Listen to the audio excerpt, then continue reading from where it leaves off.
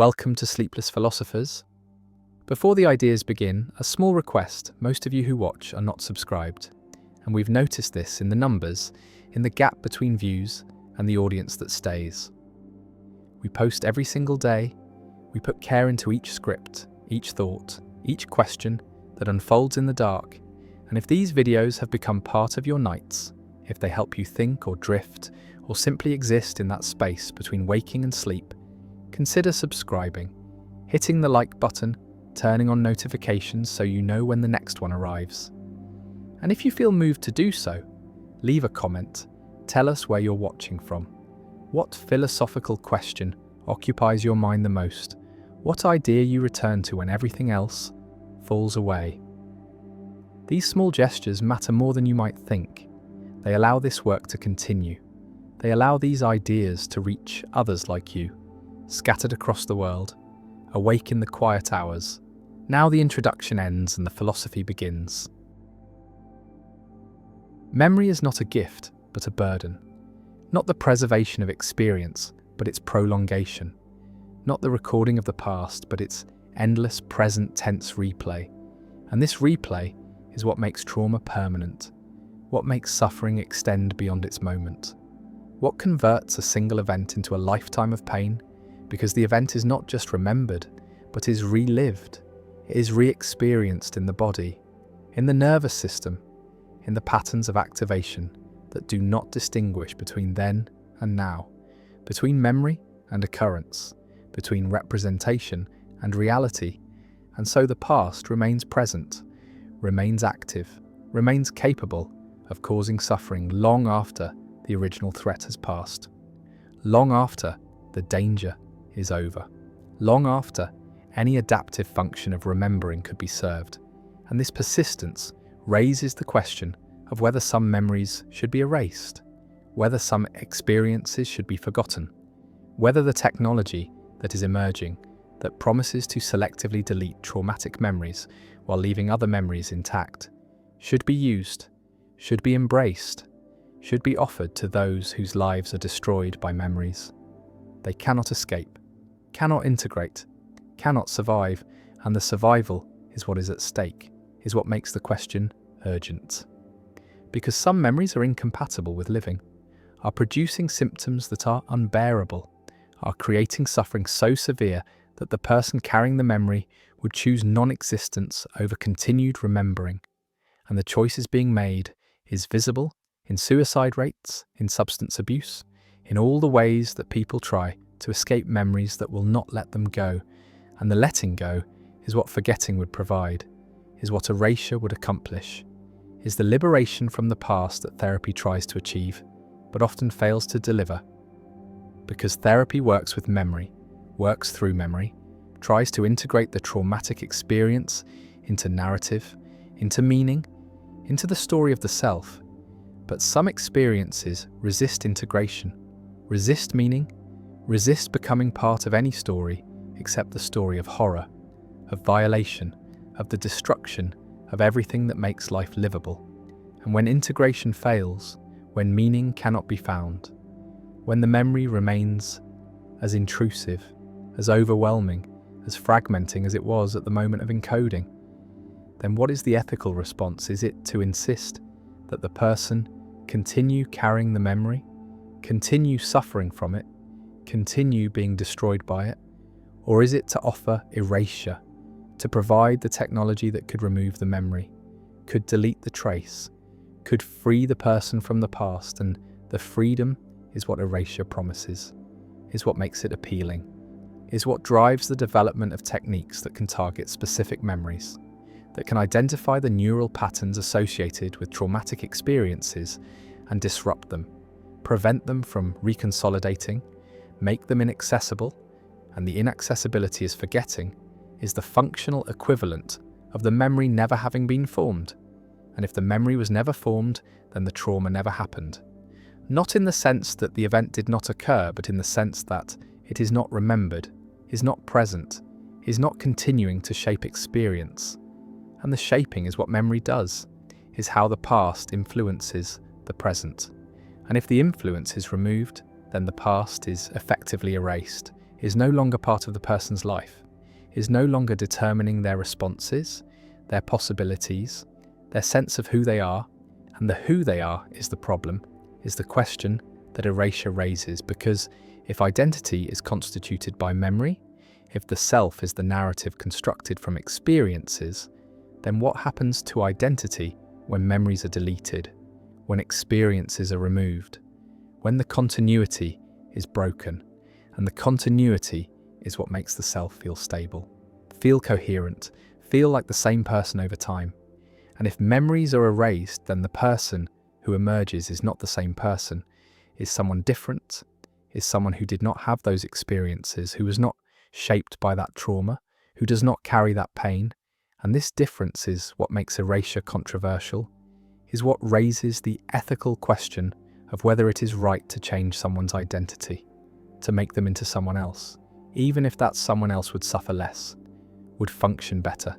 would have a life that is livable, because the life that is livable is not the life of the person who chose erasure, is the life of a different person, a person who is created by the deletion of memory. And creation through deletion is strange, is unsettling, is raising questions about what it means to be the same person, what continuity consists of, what identity requires, and the requirements are not clear, are disputed, are the subject of philosophical debate that has no resolution, because some theories say that identity requires psychological continuity, requires that there be a chain of memories connecting present self to past self,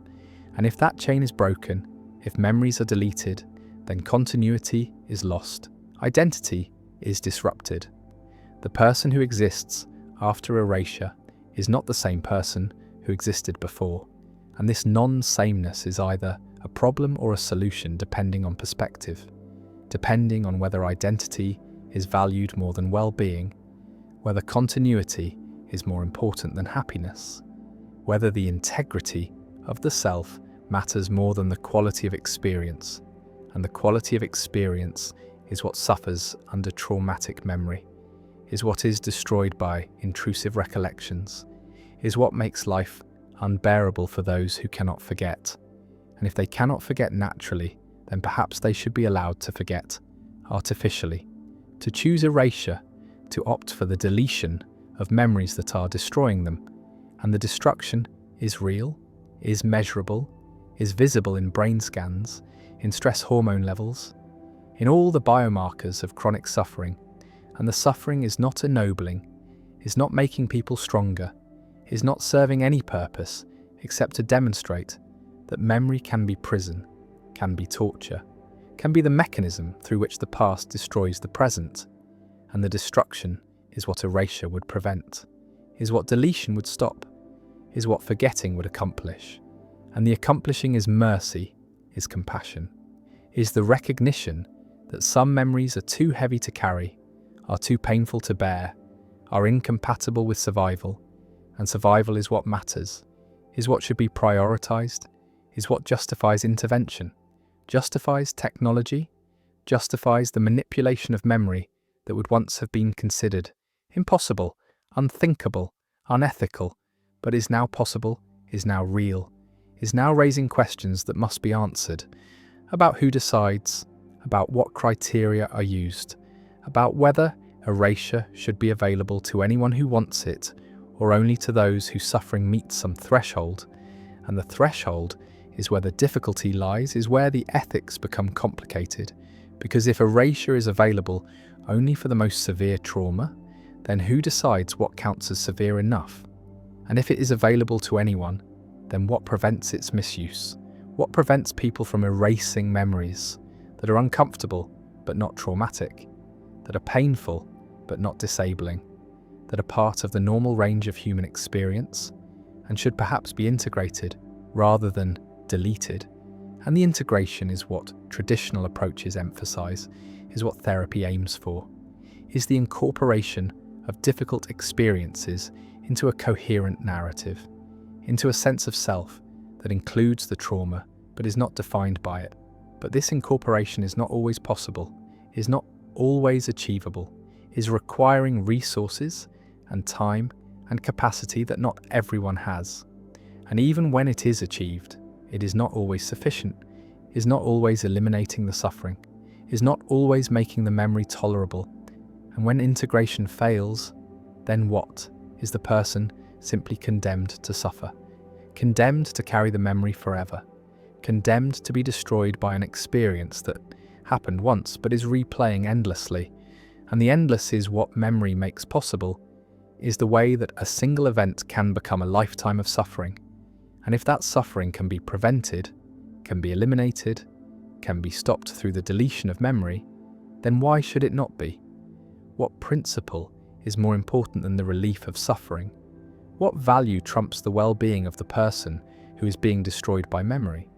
And the destruction is not metaphorical, is literal, is the disintegration of functioning,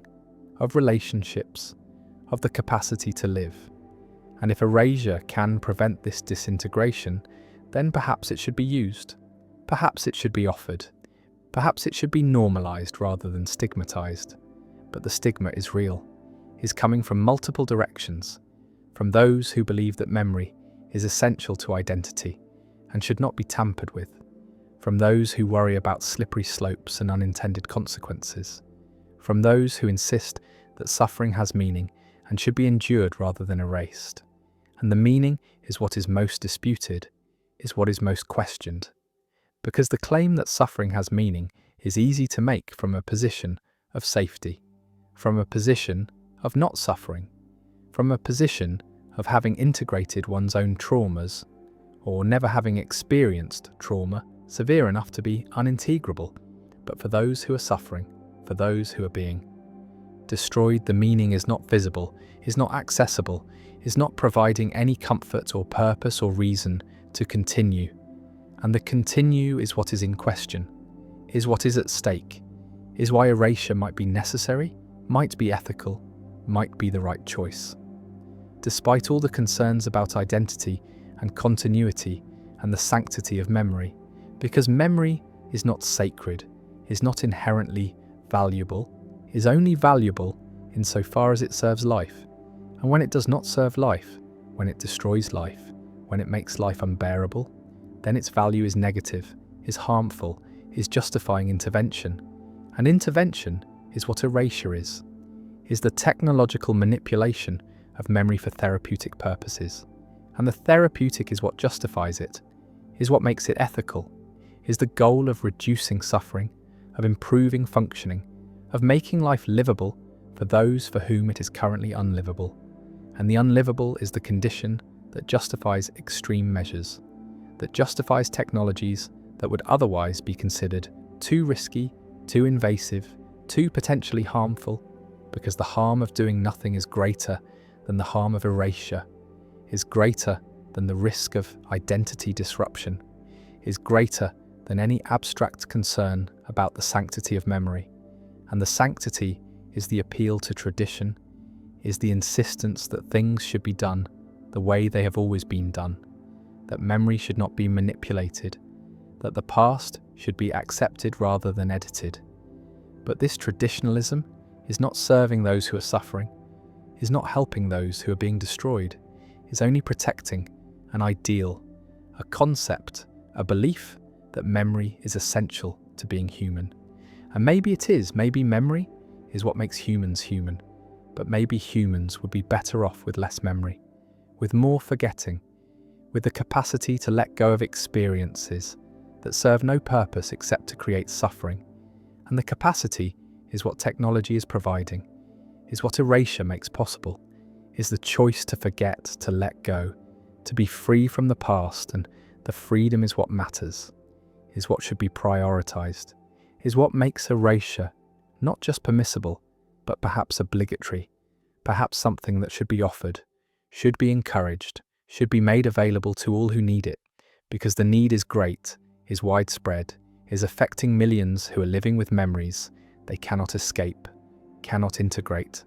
cannot survive. And the survival is what is at stake, is what makes this an urgent question.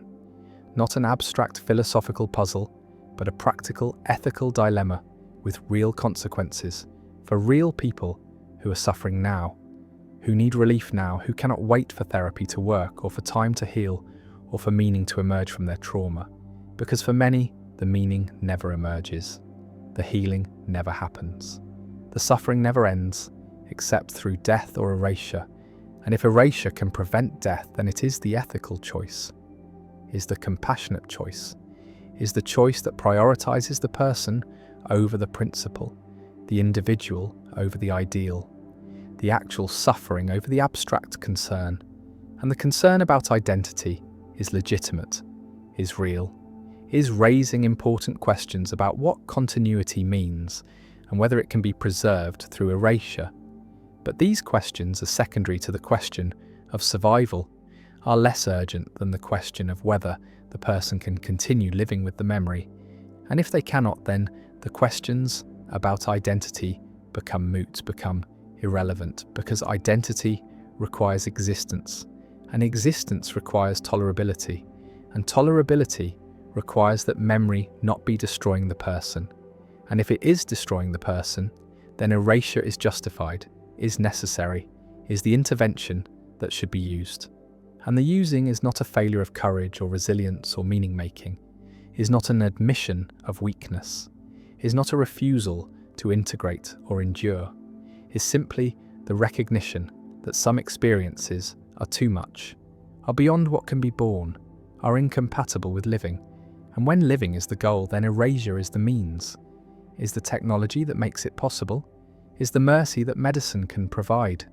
and the providing is ethics, is compassion, is the appropriate response to suffering that is otherwise unrelievable. And the unrelievable is what makes memory torture in some cases, is what makes the past a prison, is what makes forgetting not a failure, but a necessity, not a loss, but a gain,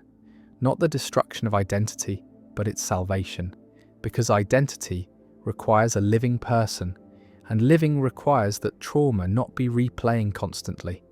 not be fragmenting consciousness, not be making every moment unbearable. And the unbearable is what memory makes possible, is what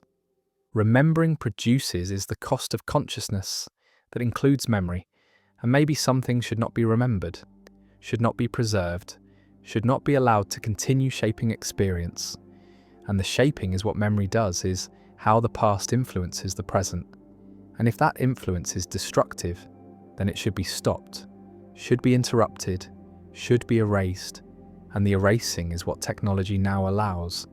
is what ethics should permit, is what compassion demands. Because the alternative is continued suffering, is the ongoing destruction of people by their own memories, is the insistence that they carry burdens that no one should have to carry, that serve no purpose, that make no meaning, that produce only pain, and the pain is enough, is sufficient reason to intervene, is justification for erasure, for deletion, for the right to forget, for the mercy of amnesia, for the liberation from memory that is prison, that is torture. That is the mechanism through which trauma becomes permanent.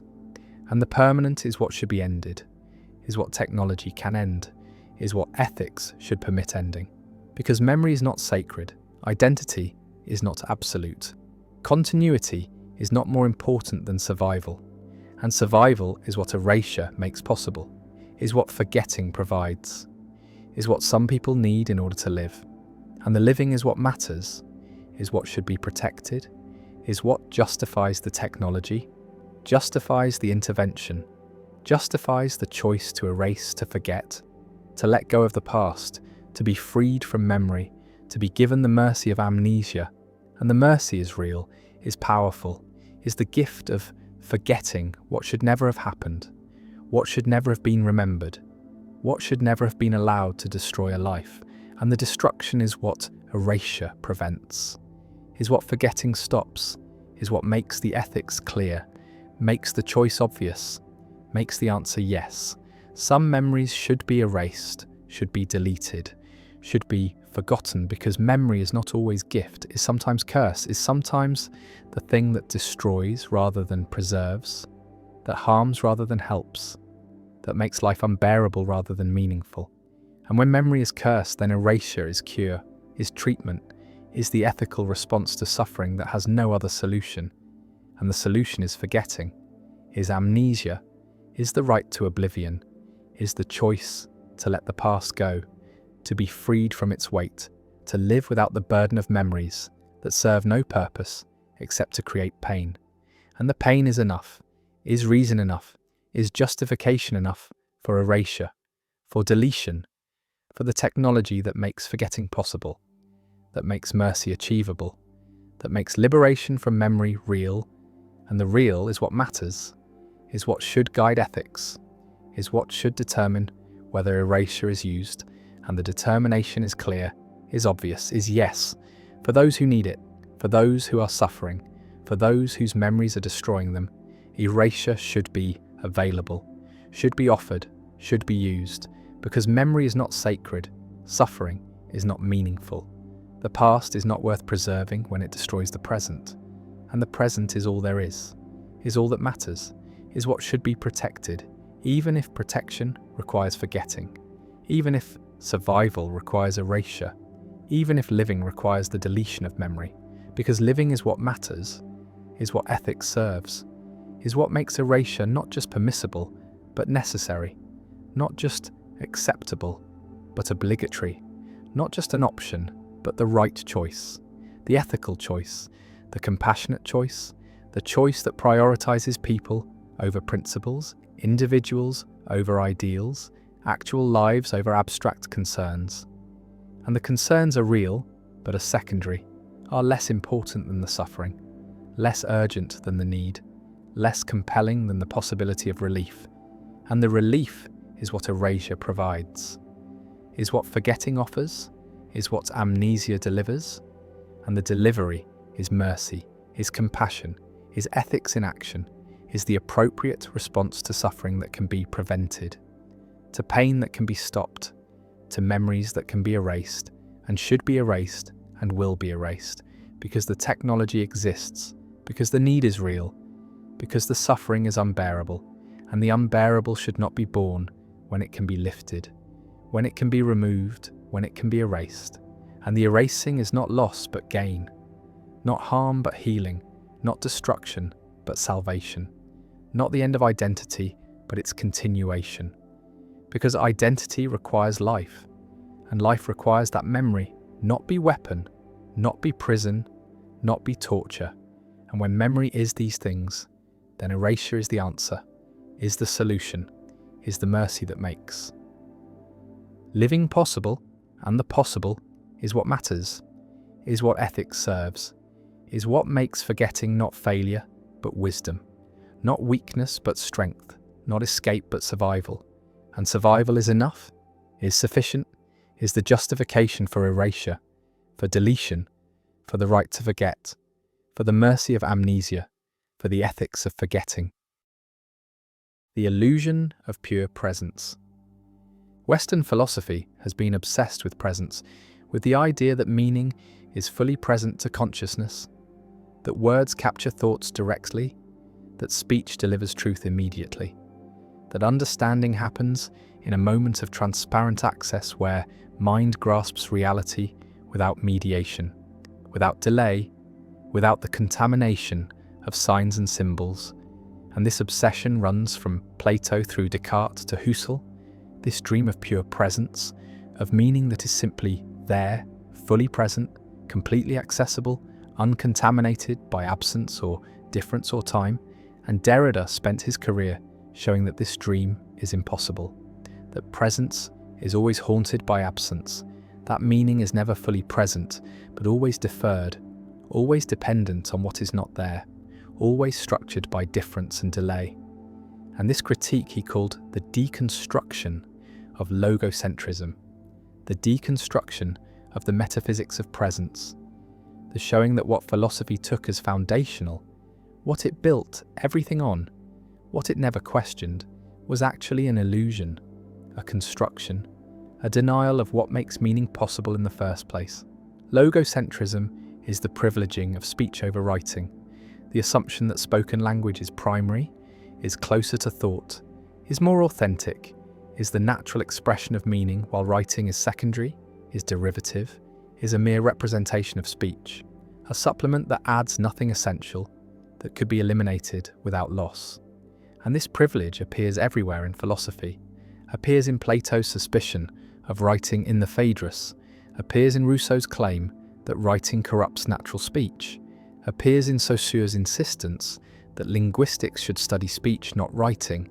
appears in Husserl's phenomenology, where meaning is supposed to be present to consciousness. In the living voice, in the moment of speaking, where thought and expression coincide, where there is no gap, no mediation, no absence, just the full presence of meaning to itself. And Derrida argues that this entire structure is based on a mistake, that speech is not privileged, that it depends on the same structures of absence and difference that characterize writing, that the opposition between speech and writing is false, that what philosophy tried to exclude, tried to marginalize, tried to treat as secondary, is actually constitutive, is what makes meaning possible, and recognizing this requires rethinking everything philosophy has assumed about language and meaning and presence. The argument begins with Saussure, who showed that linguistic signs are arbitrary, that the connection between signifier and signified is conventional, not natural, that there is no resemblance between the sound tree and actual trees, that meaning comes not from positive content but from difference, from the fact that tree is not free, is not three, is not any other word, that each sign gets its meaning from its position in a system of differences, from what it is not rather than from what it is. And this means meaning is never simply present in a sign, is never contained in it, is always dependent on absence, on all the other signs that are not present but that structure, the meaning of this sign through their absence, through the differences that define the system. And if meaning comes from difference, then it comes from what is absent, comes from the traces of other signs, comes from a structure that cannot be present all at once, that exceeds any moment of presence. That means presence is always already contaminated by absence, always already structured by what is not there. Derrida takes this insight further with his concept of difference, spelled with an A instead of an E to mark a difference that cannot be heard in speech, that exists only in writing. And this spelling already undermines the privilege of speech, already shows that writing can mark distinctions, that speech cannot, that writing is not simply a representation of speech, but has its own resources, its own capacities, its own forms of meaning, and difference is a neologism that combines two French verbs, differ a meaning to differ, and differ a meaning to differ. And Derrida uses this to capture the double movement of meaning. Meaning as difference, as we saw in Saussure, meaning comes from signs being different from each other, but also meaning as deferral. Meaning is never fully present because it always refers beyond itself, always points to other signs, always defers its completion, always postpones the full presence that philosophy dreams of. And this deferral is not an accident, not a limitation that could be overcome, but is the structure of meaning itself. Meaning is essentially deferral, is essentially the play of references that never comes to rest, never achieves the self-presence that would end the chain of signification. The trace is another key concept. The trace is what remains of absence, is the mark that one sign leaves in another, is the way every sign is inhabited by what it is not, by all the differences that constitute it, and the trace is neither present nor absent, is the condition of both presence and absence, is what makes presence possible while preventing it from ever being pure. And philosophy has always tried to exclude the trace, tried to achieve pure presence, tried to eliminate mediation, tried to reach a point where thought and reality meet without the interference of signs. But this is impossible because thought is already sign, is already mediation, is already structured by difference and deferral and trace. And the dream of pure presence is the dream of a meaning that is not meaning, of a thought that is not thought, of a consciousness that transcends its own conditions of possibility. And this is why the dream always fails, why philosophy keeps encountering the same problems, why every attempt to ground meaning in presence leads to paradox and aporia, and the recognition that presence depends on what it tried to exclude.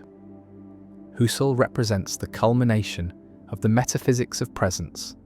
His phenomenology tried to describe consciousness as it appears to itself,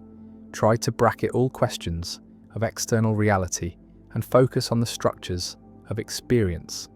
And he believed that in the living present, in the now of consciousness, meaning was fully present, that intentionality gave consciousness direct access to objects, that the voice was privileged because in speaking I hear myself speak. The signifier and the signified seem to coincide. There is no delay, no gap, no mediation, just the immediate self-presence of meaning. And Derrida's critique shows that even this privileged case depends on difference and deferral, because the now is not atomic, is not indivisible, is always already divided between past and future, between retention and protension, between what just was and what is about to be, and the pure present is impossible, is never experienced, is a theoretical construct that phenomenology posits but never demonstrates. And if the present is divided, then self-presence is divided, then the voice does not deliver unmediated meaning, but is already caught in the play of difference, already structured by trace and deferral, already contaminated by absence. The supplement is Derrida's term for what is supposed to be secondary, but turns out to be essential, what is supposed to add to something complete, but turns out to constitute it. And writing is the supplement to speech in the logocentric tradition. Writing is supposed to represent speech, to add nothing except the convenience of transmission across distance and time, to be a technology that speech could do without. But Derrida shows that speech already has the structure of writing, already involves repetition and difference and absence, already is a system of marks that function through their differences, not their presence. And what this means is that the supplement is not secondary, the supplement is originary. What seems to come after and add to is actually what makes possible what it supplements. And this reversal is characteristic of deconstruction, the showing that what the tradition marginalized as derivative is actually constitutive, that what was excluded as external is actually internal, that the hierarchy must be reversed or rather dissolved, because the terms are not opposed but entangled, and neither is prior to the other. Both depend on structures that exceed them. Rousseau provides Derrida with a key text. Rousseau's essay on the origin of languages argues that speech is natural and writing artificial, that speech expresses passion directly while writing is cold and mediated, that the progress of civilization involves the corruption of natural speech by artificial writing, and yet Rousseau's own text undermines this claim, shows writing doing things speech cannot do, shows that even his account of natural speech describes it in terms that apply to writing, describes it as involving representation and difference and absence. And Rousseau himself acknowledges that writing supplements speech, that it is dangerous precisely because it can do what speech does without the presence of the speaker. And this danger reveals that presence was never essential, that meaning can function in the absence of the speaker, that the supplement is not secondary but reveals the structure of what it supplements, reveals that speech was always already writing in the broad sense that Derrida gives to writing, the sense of archie-writing, the structure of difference and deferral and trace that makes all meaning possible. Plato's Phaedrus contains the same tension. Socrates tells the story of Theuhi, who invented writing and offered it to the king as a gift that would improve memory, and the king rejected it, saying that writing would destroy memory, would make people dependent on external marks rather than internal knowledge, would substitute dead letters for living speech, and this criticism assumes that living speech is superior, that presence is better than absence, that memory should be internal, not external, but the dialogue itself is written, is a text that preserves Socrates' words in his absence, his writing that does what Socrates claims writing cannot do. And Derrida reads this tension as revealing the impossibility of excluding writing, the impossibility of maintaining the privilege of speech, because even the critique of writing must use writing, must rely on what it criticizes, must depend on the supplement it tries to marginalize. And this is the logic of the supplement. It shows that what is excluded is necessary, that what is denied is constitutive, that the outside is inside, that presence requires absence. The implications of this for philosophy are profound, because philosophy has always sought foundations, has always tried to find something indubitable, something fully present, something that could ground knowledge without itself needing ground. And the Cartesian cogito was supposed to be this, the I think that is present to itself, that cannot doubt itself, that provides certainty. But Derrida shows that even the cogito depends on language, depends on signs, depends on the repeatability of the I that makes it not fully singular, not fully present, because if I is a sign, then it functions only through its repeatability, only through its ability to be used again in different contexts. And this repeatability is what Derrida calls iterability, the essential repeatability of signs.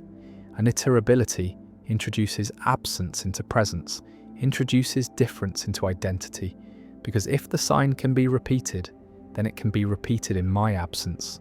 can function without me, can mean without my intending it to mean. And this shows that meaning is not controlled by intention, is not determined by what the speaker or writer means, but exceeds intention, has a life of its own, can be taken up in contexts that were not anticipated and mean things that were not intended. And this is why deconstruction can find meanings in texts that authors did not intend,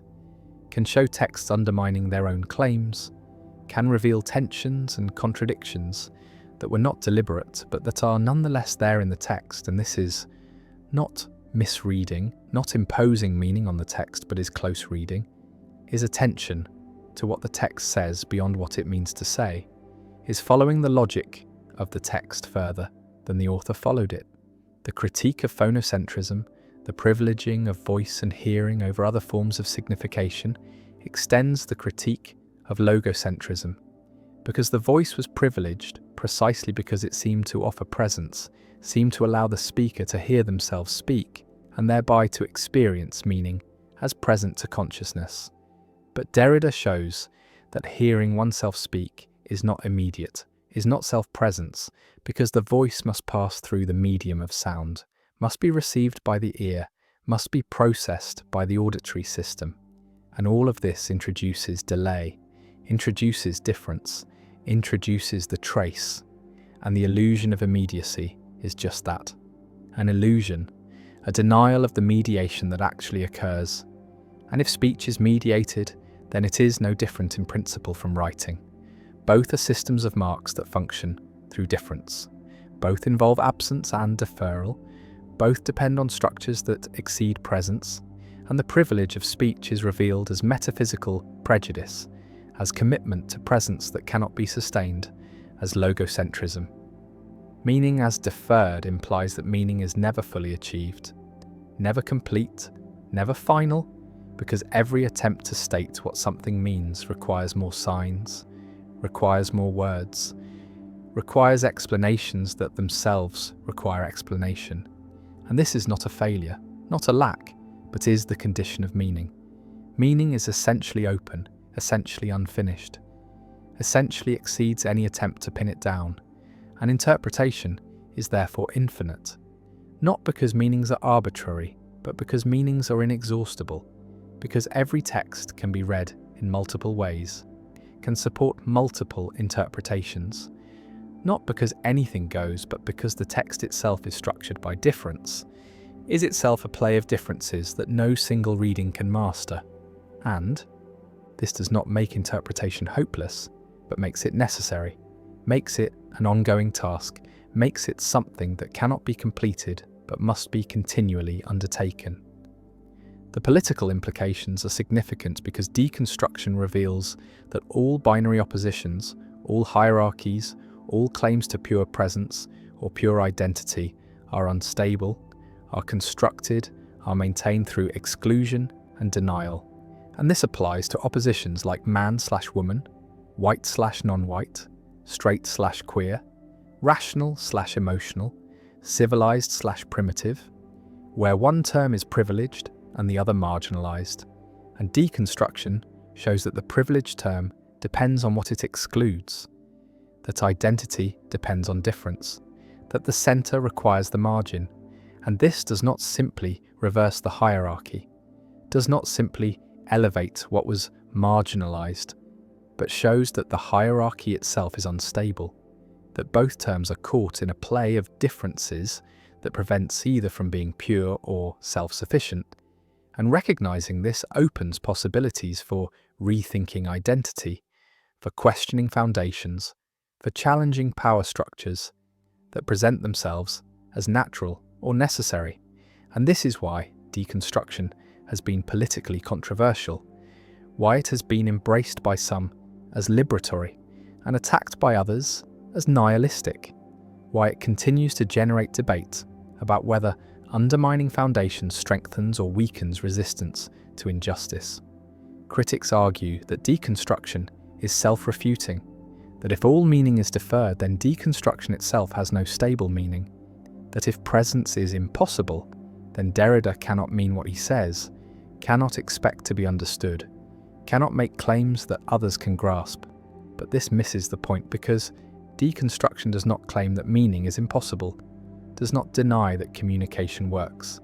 does not embrace skepticism or relativism. It claims only that meaning is not what philosophy thought it was, is not presence but deferral, is not self-sufficient but depends on difference. And this does not prevent communication, but explains how communication is possible, explains how signs can function in the absence of their origins, how text can be understood by readers who do not know the author, how meaning can survive contexts and travel across time and space. And all of this is possible because meaning is not tied to presence, because it depends on structures that exceed any moment of presence, because difference is not a limitation, but the condition of possibility of meaning itself. Meaning was not invented, but was given, was not constructed, but was inherited, was not the product of individual reflection, but was the air that was breathed, the framework that was absorbed, the structure that made sense of suffering, of labor, of death, of everything that otherwise would be unbearable. And this given meaning came from stories, from gods, from hierarchies that extended beyond the human into the cosmic, into realms where purposes were assigned, where roles were fixed, where every life, no matter how small, had significance, because it was part of a larger pattern, a divine plan, a cosmic order that justified suffering, that explained inequality, that made death not an end, but a transition. And the transition was to something, was leading somewhere, was part of a narrative that continued beyond the visible, beyond the mortal, beyond the contingent facts of this world, into eternal truths that grounded everything. And the grounding is what modernity has lost, is what the Enlightenment destroyed, is what science dissolved by showing that the cosmic order was projection, was fiction, was the human need for meaning imposed onto a universe that has no meaning, that cares nothing for human purposes, that operates according to laws that are indifferent to whether anyone suffers or flourishes. And the indifference is what modern consciousness must confront, must live with, must somehow survive, and the survival is difficult, is producing the crisis that thinkers have been naming for centuries.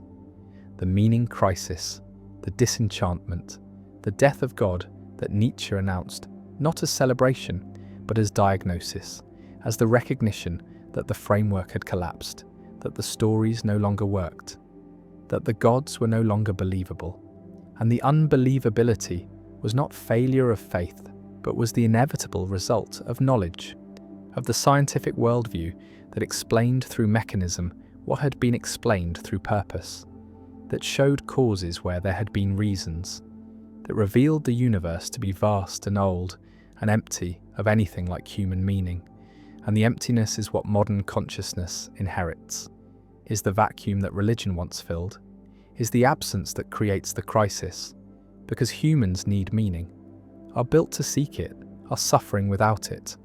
are experiencing the pointlessness as pathology, as depression, as the epidemic of despair that characterizes wealthy secular societies, where material needs are met but existential needs are not, where comfort is abundant but purpose is absent, where life is long but feels empty, and the emptiness is not new, but the awareness of it is new, is the result of losing the stories that made the emptiness tolerable, that covered it over, that provided the illusion of significance. An illusion is what the religious frameworks were. But they were functional illusions, were useful fictions, were false but necessary. And the necessity is what modernity has trouble acknowledging, has trouble accepting, because modernity is committed to truth, to science, to the rejection of comfortable lies, but the rejection has costs, is leaving people without the resources to make sense of existence, without the narratives that make suffering meaningful, without the structures that provide purpose. And purpose cannot be manufactured, cannot be created through individual will, cannot be generated by deciding to care about something, because caring requires reasons, and reasons require frameworks, and frameworks are inherited, not invented, are received, not constructed, are given by cultures, by traditions, by the accumulated wisdom of generations who faced the same emptiness and created stories to fill it. And the stories worked not because they were true, but because they were shared, were collective, were providing roles and meanings that were recognized by others, that were part of a social world where purpose was public, was confirmed, was real in the way that social facts are real. And social facts require agreement, require participation, require that people act as if the meaning is there, and the as if is what modernity has trouble with, is what secular consciousness resists, because acting as if seems like pretending, seems like bad faith, seems like the self-deception that Sartre warned against. And so modern individuals are caught between the need for meaning and the inability to believe in the sources of meaning, between the hunger for purpose and the knowledge that purpose is not inherent but is imposed, is constructed, is chosen. And chosen meaning feels arbitrary, feels thin, feels like it could be otherwise,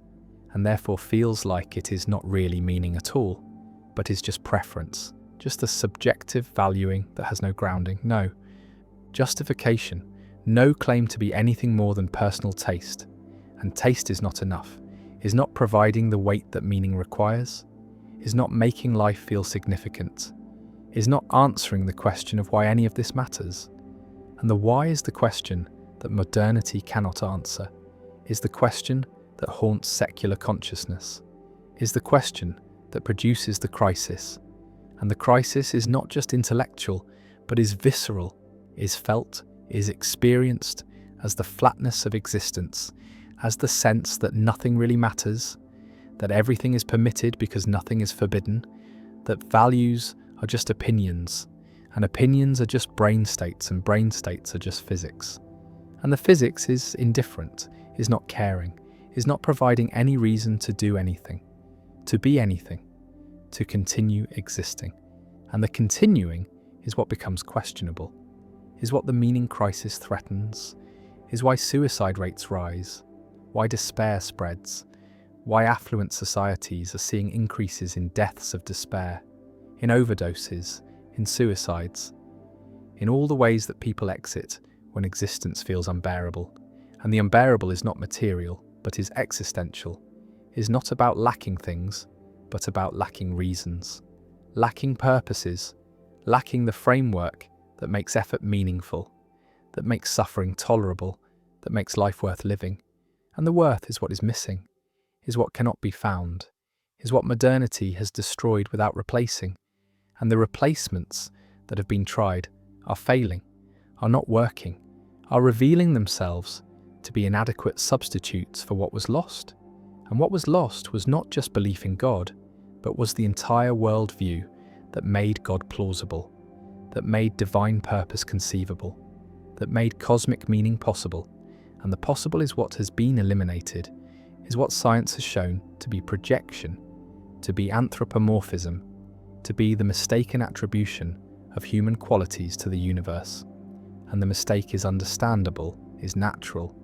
is the way that consciousness makes sense of the world. But it is still mistake, is still error, is still something that cannot be sustained once knowledge advances, once the mechanisms are understood,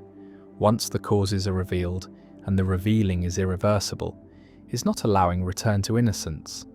is not permitting the restoration of belief, is creating the permanent condition of disenchantment,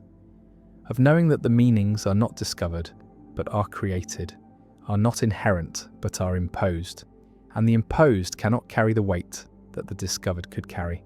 cannot provide the grounding that the inherent provided,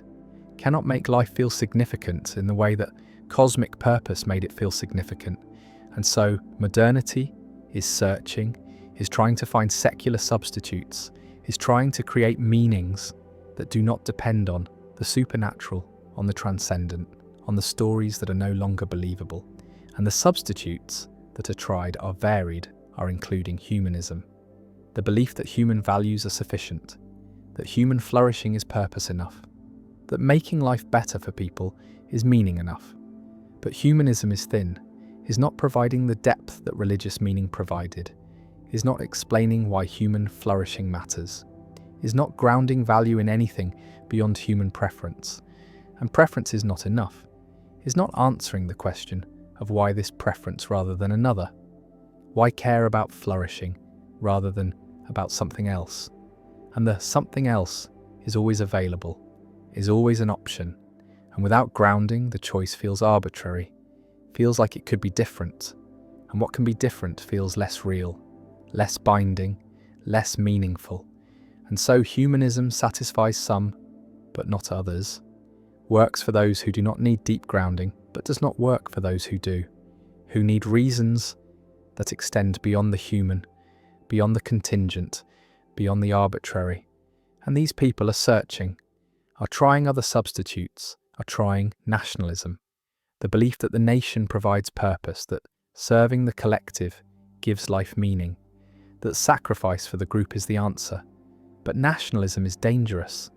is leading to conflict, is producing the us versus them that justifies violence, that makes the other into enemy, that converts the search for meaning into the justification for harm,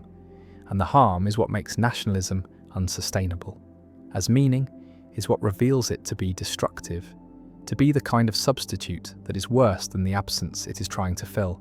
And so nationalism is rejected by many, is seen as the wrong answer, but the rejection leaves the question open, leaves the search continuing. And another substitute that is tried is ideology, the belief that political movements provide purpose, that working for justice or equality or liberation gives life meaning. That commitment to the cause is the answer, and for some this works, is providing the structure that was lost, is giving roles and purposes, and the sense of being part of something larger, something important, something that justifies effort and sacrifice. But ideology is also dangerous, is also producing conflict, is also dividing the world into believers and heretics, is creating the certainty that is intolerant, that is unwilling to coexist with doubt. And the doubt is what ideology cannot tolerate, is what it must suppress. And the suppression is violence, is coercion, is the same problem that religion had, that any totalizing meaning system has, which is that it cannot allow alternatives, cannot permit questioning, cannot coexist with the plurality that modernity also values, and so ideology is failing as substitute, is producing as much harm as good, is not solving the meaning crisis, but is creating new problems, new conflicts, new reasons for despair, and the despair is what remains, is what continues, is what characterizes modern consciousness, when all the substitutes are tried and found wanting, when the search for meaning exhausts itself, when the recognition arrives that maybe meaning cannot be found, cannot be manufactured, cannot be created through individual or collective will, because meaning was never something that humans made, but was something they received, was given by frameworks that emerged over centuries,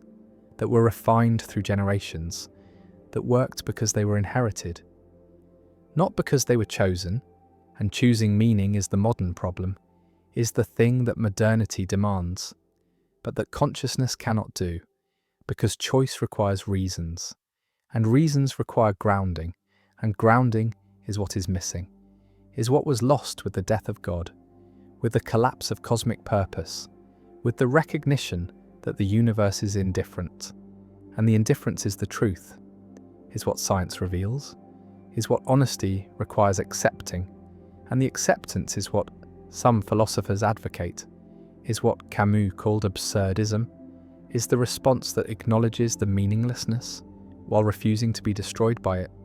that confronts the absurd without fleeing into suicide or into false hope, that lives with full awareness of the void while continuing to live, while continuing to act, while continuing to find moments of joy and connection and beauty, even though none of it means anything in the cosmic sense. None of it matters beyond the moment. None of it will be remembered once consciousness ends, and the ending is inevitable, is coming for everyone, is the final proof that nothing matters, that all effort is futile, that existence is temporary and meaning is impossible. And yet the absurd response is to continue anyway, is to rebel against the meaninglessness, not by denying it, but by living in spite of it, by affirming life without justification, by finding satisfaction in the act of living itself, rather than in any purpose that living serves. And the serving is what is abandoned, is what the absurd lets go of, is what is recognized as impossible. And the impossible is what modernity must accept, must live with, must somehow survive. And the survival is not guaranteed, is not easy, is requiring a transformation of consciousness, a new way of being human that does not need cosmic meaning, that does not require divine purpose, that can tolerate the void without filling it, that can live with the knowledge that existence is contingent, that meaning is constructed, that everything could be otherwise. And the otherwise is what makes nothing necessary, nothing absolute, nothing secure, and the insecurity is the permanent condition, is what modernity offers, is what the horizon of meaning looks like when the horizon keeps receding, when the destination is revealed to be illusion, when the search is recognized as endless because there is nothing to find, no meaning to discover, no purpose to uncover, only the void, only the emptiness, only the silence of the universe that does not answer, that does not care, that does not provide what humans need. And the need is real, is not going away, is producing the crisis that may not have solution, that may be the permanent condition of secular consciousness, of enlightened awareness, of the knowledge that liberates from illusion, but enslaves to despair. And the despair is what remains, is what continues, is what characterizes the horizon of meaning in modernity, the flat landscape where purposes used to stand, where gods used to reign, where cosmic order used to justify suffering, and now there is nothing, or there is only what can be constructed, what can be chosen, what can be performed, and the performance feels hollow, feels fake, feels like going through motions, without conviction, and conviction is what is missing, is what cannot be manufactured, is what made religious meaning work, and without it the secular substitutes fail. The humanisms and nationalisms and ideologies all fail because they lack the weight, lack the depth, lack the grounding that conviction requires, and the requires is what consciousness needs, is what makes meaning meaning rather than just preference. And preference is not enough, has never been enough, will never be enough, because humans are built for meaning, are requiring it, are suffering without it, and the suffering is the crisis, is the modern condition, is the permanent state of existence at the horizon of meaning, where the horizon is empty, is revealing nothing, is offering nothing except the recognition that meaning was always illusion, was always projection, was always the human need imposed onto a universe that provides nothing, that offers nothing, that is indifferent to whether anyone finds meaning or drowns in meaninglessness. And the drowning is happening, is visible, is the epidemic of despair, is the meaning crisis that modernity cannot solve, because the solution would require believing what cannot be believed, accepting what knowledge has revealed to be false, returning to illusions that have been seen through. And the seeing through is irreversible, is permanent, is leaving consciousness stranded at the horizon of meaning, where the horizon extends forever and reveals nothing, where the search continues because it must, but where nothing is found because nothing is there, because meaning is not discovered but was always created, was always the story that consciousness told itself, and the story has ended, has been revealed as story, and what remains is the silence, the emptiness, the void that religions were covering, that purposes were filling, that cosmic orders were organizing, and the organizing is gone, is lost, is leaving consciousness alone with existence, with the fact of being without the reason for being, with life without purpose, with experience without significance, and the without is the horizon, is what modernity sees when it looks for meaning, and the looking continues, must continue, because consciousness cannot stop seeking what it needs. But the seeking finds nothing, reveals nothing, discovers nothing except the fact that there is nothing to discover, that the horizon is empty, that meaning is absent, that purpose is impossible, and the impossible is what must be lived with, must be endured, must be survived, and the survival is what absurdism attempts, what Camus offered, what some find sufficient, but many do not, many cannot. Many are destroyed by the emptiness, by the meaninglessness, by the recognition that nothing matters and nothing can be done to make it matter. And the cannot is the tragedy, is the modern condition, is the permanent crisis at the horizon of meaning, where meaning has ended, where purpose has collapsed, where existence continues but significance does not, and the does not is what remains, is what persists, is what characterizes life at the horizon, where the horizon is empty, where the search reveals nothing, where consciousness is alone with its need for meaning in a universe that provides none, that offers none, that will never provide any, because meaning is not there, was never there, is only here in consciousness, in the stories that are told, in the illusions that are maintained, and the maintaining is what modernity cannot do, is what knowledge prevents, is what honesty forbids, and so the crisis continues, the despair persists, the horizon remains empty, and consciousness must somehow survive, must somehow continue, must somehow live without meaning, without purpose, without the grounding that makes existence bearable, and the bearable becomes questionable, becomes doubtful, becomes the thing that many cannot achieve, and the achieving is the challenge, is the task, is what modernity demands without providing resources, without offering solutions, without giving answers, because there are no answers, there is no solution, there is only the void, only the emptiness, only the silence, and the silence is what speaks, is what reveals, is what remains at the horizon of meaning where meaning has ended, and nothing has replaced it, and nothing ever will.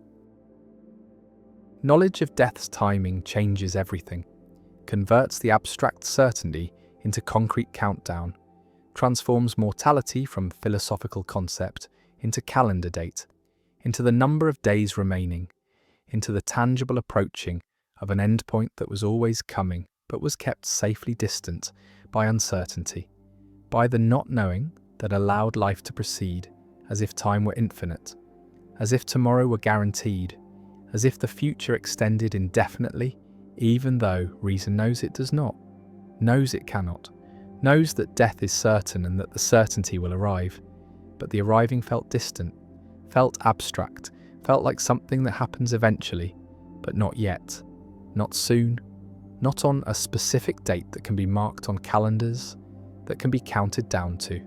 that can be known in advance with accuracy that is not perfect but is close enough, is 96%, is the probability that the algorithm assigns after analysing the data, after processing the medical records, the genetic information,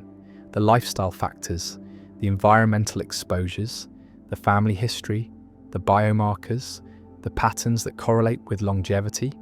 with disease, with the failures that lead to death, and the failures are predictable, are following patterns that machine learning can detect, can model, can use to generate predictions that are accurate enough to be actionable, to be used by insurance companies, by employers, by governments, by anyone who has access to the data and the algorithms. And the access is spreading, is becoming easier, is approaching the point where anyone can know their death date, can receive the prediction, can see the number, can confront the countdown. And the confrontation is what changes everything, is what transforms life from open-ended to finite,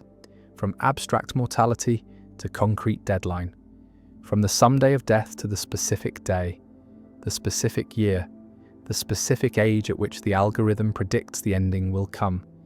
And the coming is what becomes real, becomes present, becomes the fact that shapes every decision, every plan, every moment, because the moments are numbered, are limited, are approaching zero, and the zero is known, is visible, is the date that appears on the screen after the algorithm processes the data, after the calculation completes, after the probability is assigned, and the probability is high, is 96%,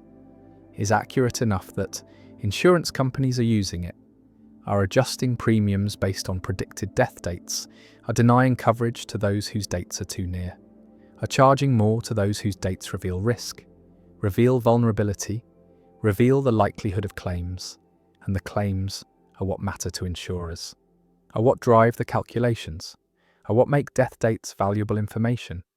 are what justify the investment in algorithms, in data processing, in the machine learning systems that can predict mortality with accuracy that exceeds human intuition, that surpasses clinical judgment. That is better than what doctors can do, what actuaries can estimate, what anyone could know before the algorithms existed, and the existence is recent, is new, is the result of advances in computing, in data collection, in the availability of medical records, genetic sequences, lifestyle data, all the information that used to be scattered, that used to be private, that used to be inaccessible,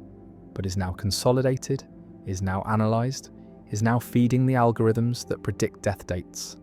And the predictions are accurate, are reliable, are being used, are shaping decisions, are affecting lives, are creating the knowledge that was not available before,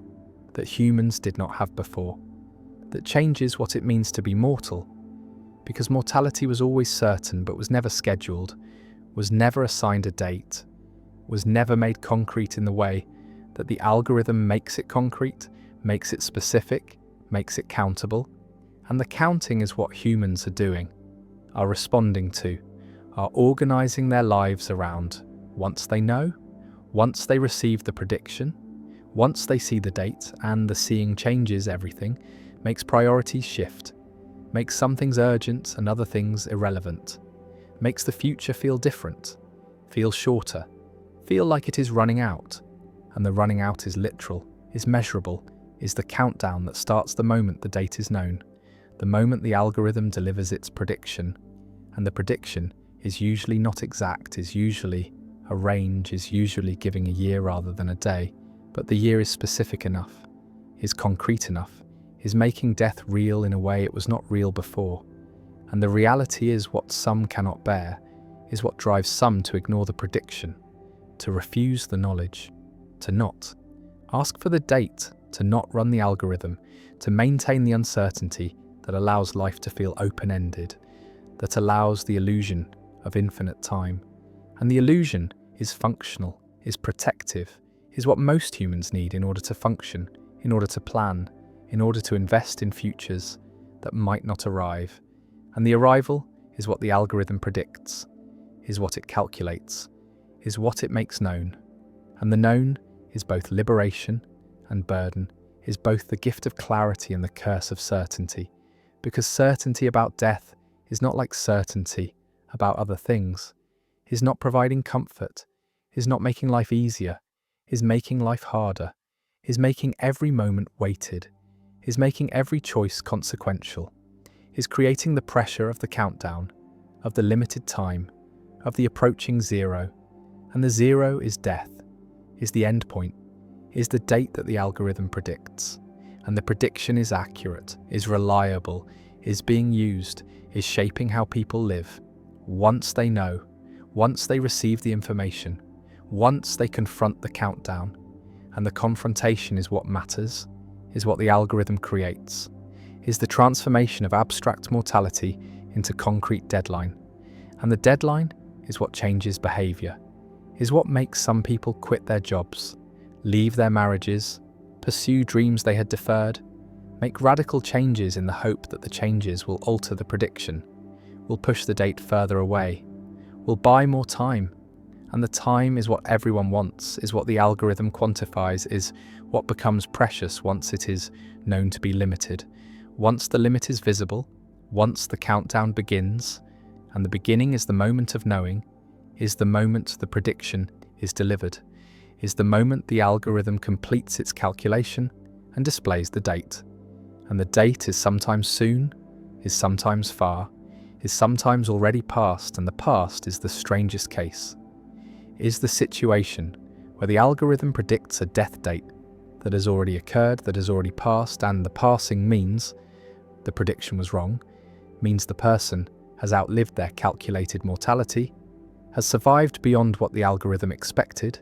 and the expectation was based on data, was based on patterns, was based on probabilities that apply to populations, but not necessarily to individuals. And the individual is what matters, is what the algorithm is trying to predict. But individuals vary, individuals are unique, individuals do not always follow the patterns, and the patterns are statistical, are probabilistic, are accurate for groups, but not always for persons. And persons are what the algorithm is being applied to, is being used on, is generating predictions for, and the predictions are mostly accurate, are right 96% of the time. But the 4% is significant, is the margin where the algorithm fails, where the prediction is wrong, where people die earlier than predicted or survive longer than predicted. And the longer is what some experience, is what creates the strange situation of living past one's predicted death date,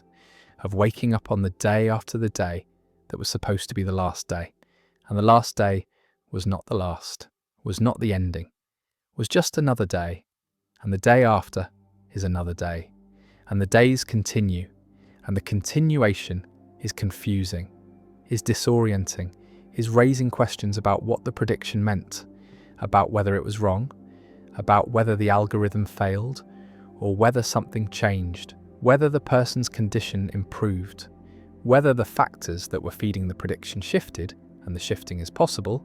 is part of what makes the predictions not fixed, not absolute, not carved in stone, but calculated from data that is current at the moment of calculation, but that changes, that evolves, that reflects conditions that can improve or deteriorate. And the improvement is what some people achieve, is what some people work toward,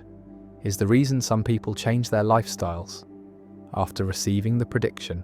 after seeing the date, after confronting the countdown. And the countdown motivates, creates urgency, creates the pressure to change, to improve, to extend the time, to push the date further away. And the pushing is sometimes successful, is sometimes resulting in new predictions, in updated calculations, in revised death dates that are later than the original dates. And the later is what everyone wants, is what the changes are aiming for, is what makes people exercise, eat differently, reduce stress, stop smoking, address conditions that were being ignored, take medications that were being skipped, make appointments that were being postponed, all in the hope that the algorithm will notice, will incorporate the changes, will recalculate, will generate a new prediction with a later date. And the later is what some people achieve, is what some people see when they run the algorithm again, when they check the prediction, when they look for evidence that their efforts have mattered, have changed the trajectory, have bought time. And the time is what matters, is what the algorithm quantifies, is what becomes visible through the prediction. And the prediction is not destiny, is not fate, is not fixed, is probability, is likelihood, is the best estimate based on data. But estimates can be wrong. Data can change, probabilities can shift, and the shifting is what makes the algorithm dynamic, makes the predictions update, makes the death dates change, sometimes moving closer, sometimes moving further, sometimes disappearing entirely when new data arrives, when conditions improve, when the patterns that were predicting early death are disrupted by interventions, by treatments, by changes that alter the trajectory. And the trajectory is what the algorithm models, is what it calculates, is what it uses to predict the future. And the future is uncertain, is probabilistic, is not determined, but is shaped by choices, by circumstances, by the countless factors that influence health, that affect longevity, that determine when death arrives. And the arriving is what the algorithm predicts, is what it calculates with 96% accuracy. But the accuracy is for populations, is statistical, is not guaranteed for individuals. And individuals are what matter, are who receive the predictions, are who live with the knowledge, are who face the countdown. And the countdown is real, is concrete, is making mortality tangible in a way it never was before. And the before was uncertainty, was the not knowing that allowed life to feel open-ended, that allowed plans to extend indefinitely, that allowed the future to seem guaranteed even though it was not, even though death was always certain, always approaching, always inevitable. And the inevitable is what the algorithm makes visible, makes specific, makes countable. And the counting is what changes everything, is what transforms life. Once the date is known, once the prediction is received, once the algorithm delivers its calculation, and the calculation is accurate, is reliable, is being used, is shaping insurance, shaping employment, shaping medical care, shaping decisions about treatment, about intervention, about whether to invest in extending life, when the extension is predicted to be brief, when the algorithm says the time is short, when the date is near, and the near is what matters, is what determines coverage, determines access, determines whether resources are allocated, whether treatments are approved, whether hope is offered or withheld. And the withholding is what some fear, is what the algorithm enables, is the denial of care based on predicted death dates, based on the calculation that says the investment is not worth it, that the time remaining is too brief, that the return is insufficient, and the return is measured in life years, in quality-adjusted survival, in the metrics that reduce existence to numbers, to calculations, to the outputs of algorithms that predict mortality and that are used to decide who receives treatment and who does not, who gets coverage and who is denied, who is worth investing in and who is not. And the not worth is the judgment that the algorithm makes possible, is the decision that becomes justifiable when death dates are known, when predictions are reliable, when accuracy is 96% and the percent is high enough to be trusted, to be acted upon, to be used as basis for decisions that affect lives, that determine futures, that shape who survives and who does not. And the survival is what matters,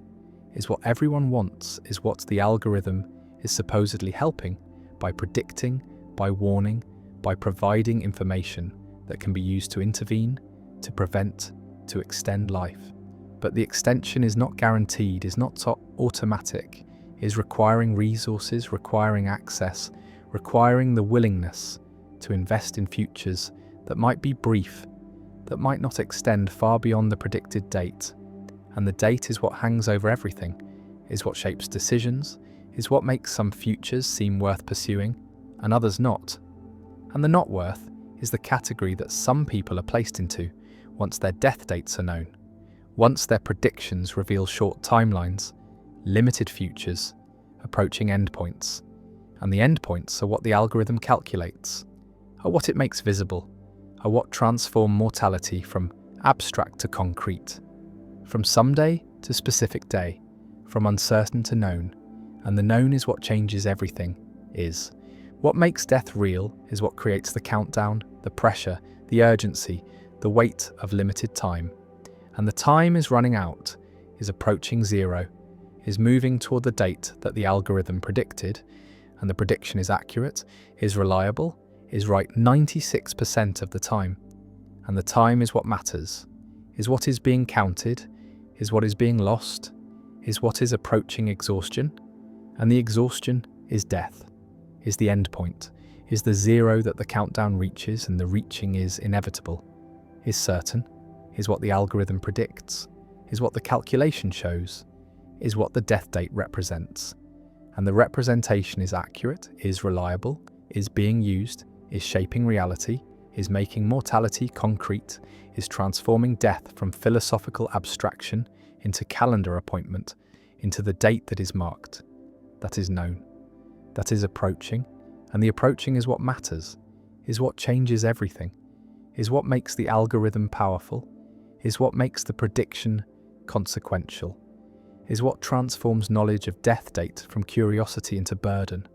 from information into weight, from prediction into reality. And the reality is that death is approaching, is scheduled, is calculated, is known. And the knowing changes everything, makes every moment count, makes every decision matter, makes life feel urgent, finite, precious, limited. And the limited is what the algorithm reveals, is what the death date represents, is what 96% accuracy means, which is that the countdown is real, is reliable, is approaching the end, and the end is death, is the date, is what the algorithm predicts, is what the calculation shows, is what some people know, is what some people live with, is what some people count down to, and the counting is real, is happening, is making mortality concrete, is transforming death from abstraction to appointment, from someday to specific day, from uncertain to known, and the known is the algorithm, is the prediction, is the death date that is calculated, that is displayed, that is accurate 96% of the time, and the time is running out, is approaching zero, is moving toward the date, and the date is death, is the end point, is what the algorithm predicts, is what some people know, is what changes everything, is the countdown, is the calculation, is the algorithm that predicts death date with 96% accuracy. And the accuracy is what matters, is what makes the prediction real, is what makes mortality concrete, is what makes death a date, a number, a countdown, and the countdown is happening, is real, is approaching zero, is moving toward death. And death is the algorithm, is the prediction, is the date that is known, that is calculated, that is approaching, and the approaching is certain, is reliable, is accurate 96% of the time, and the time is what remains, is what is counted, is what is running out. And the running out is death, is the date, is what the algorithm predicts, and the prediction is accurate, is real, is the countdown to death, to the end point, to the zero. And the zero is approaching, is certain, is the date that is known, that is calculated, that is predicted by the algorithm with 96% accuracy. And the accuracy is what makes it real, what makes it matter, what makes death a date. And the date is approaching, is certain, is the countdown, is the algorithm, is the prediction, is death. When believing everything means believing nothing.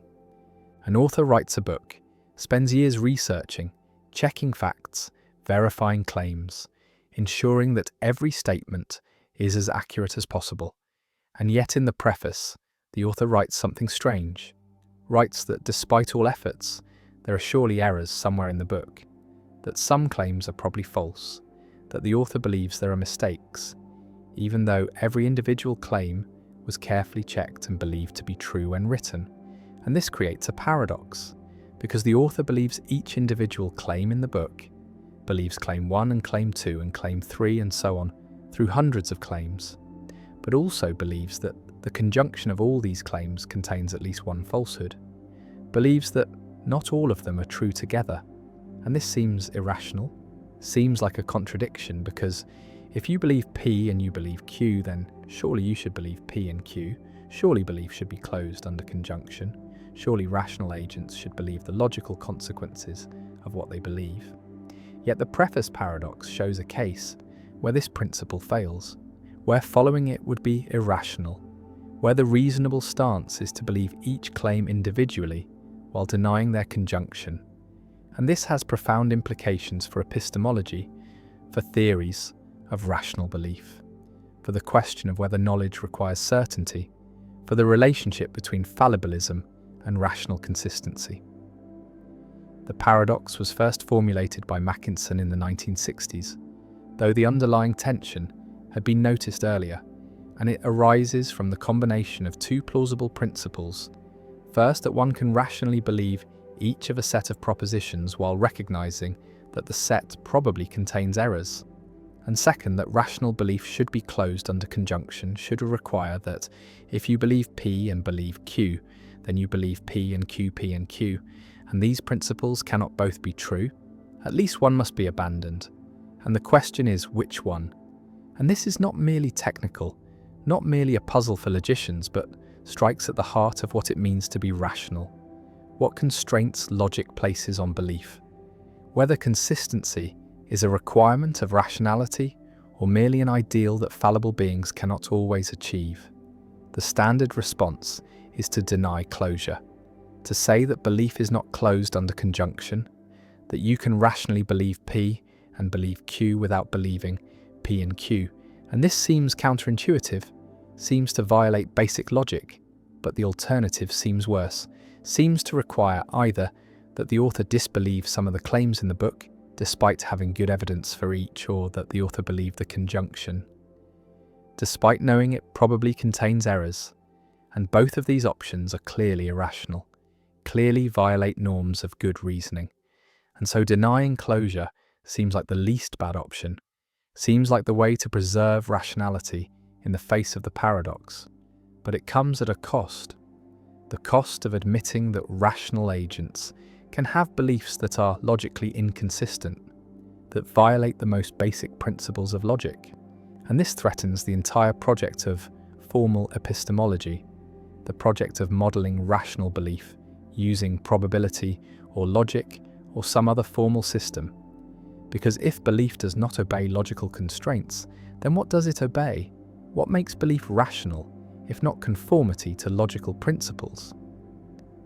Kuyberg's approach was to distinguish between belief and acceptance, between what one takes to be true for theoretical purposes and what one is willing to act on.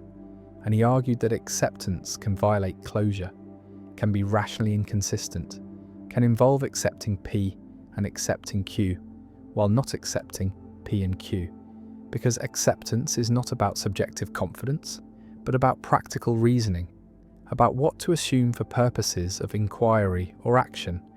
And the preface shows that practical rationality sometimes requires accepting things that are logically inconsistent. And this is not irrationality, but recognition of fallibility, recognition that any complex set of beliefs probably contains errors, even if we cannot identify which ones. And the rational response is not to pretend the beliefs are certain, but to acknowledge their fallibility while continuing to use them. And this means living with inconsistency,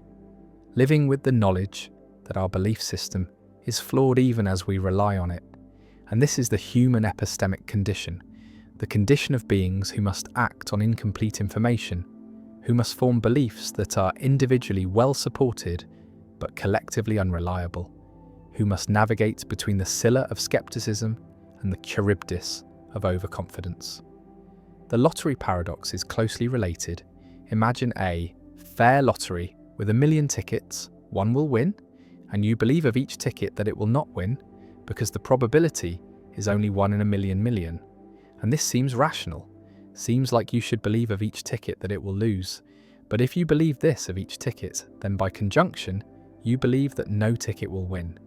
Yet you know that some ticket will win. And so your beliefs are inconsistent.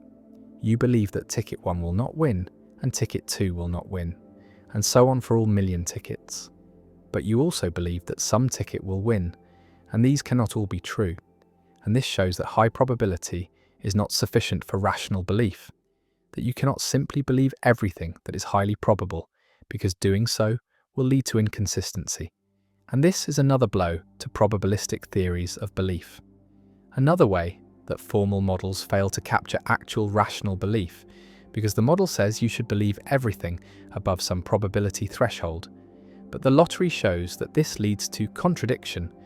leads to believing things that logically cannot all be true. Foley argued that rationality does not require consistency, that it is possible for a rational person to have inconsistent beliefs, not because they are making a mistake, but because consistency is not always achievable, not always compatible with other rational goals, like believing what the evidence supports, and the preface paradox shows this, shows a case where the evidence supports each individual belief, but also supports the belief that the conjunction is false, and there is no way to make these beliefs consistent without abandoning some belief that the evidence supports. And so the rational thing is to live with the inconsistency, to acknowledge it, to be aware of it, but not to try to eliminate it by arbitrarily rejecting beliefs that are well supported. And this is a radical departure from traditional epistemology. Traditional epistemology assumed that consistency was a minimal requirement of rationality,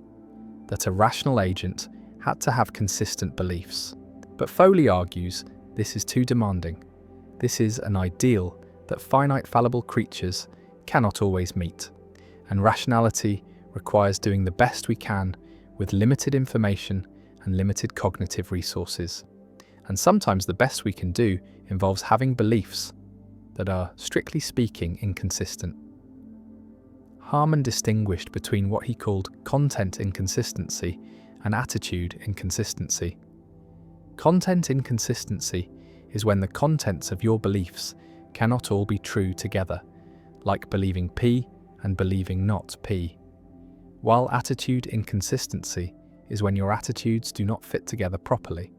like believing P while also suspending judgment about P. And he argued that attitude consistency is required for rationality, but content consistency is not. That you can rationally believe things whose contents are inconsistent as long as your attitudes toward them are appropriate, as long as you have the right degree of confidence, the right willingness to revise, the right acknowledgement of fallibility, and the preface case involves content inconsistency, but not attitude inconsistency. The author's attitudes are perfectly appropriate. The author believes each claim to the degree the evidence supports, believes the conjunction contains errors to the degree the evidence supports, and there is no attitude, confusion, no inappropriate confidence, no failure of rationality, only the inevitable content inconsistency that comes from being a fallible believer in a complex world. The connection to fallibilism is direct. Fallibilism is the view that knowledge does not require certainty, that one can know something while acknowledging the possibility of error. And if fallibilism is true, then one can know each claim in the book, while knowing that the book probably contains errors, can have knowledge that is individually solid but collectively flawed. And this means knowledge itself can be inconsistent, can involve knowing P and knowing Q and knowing not P and Q.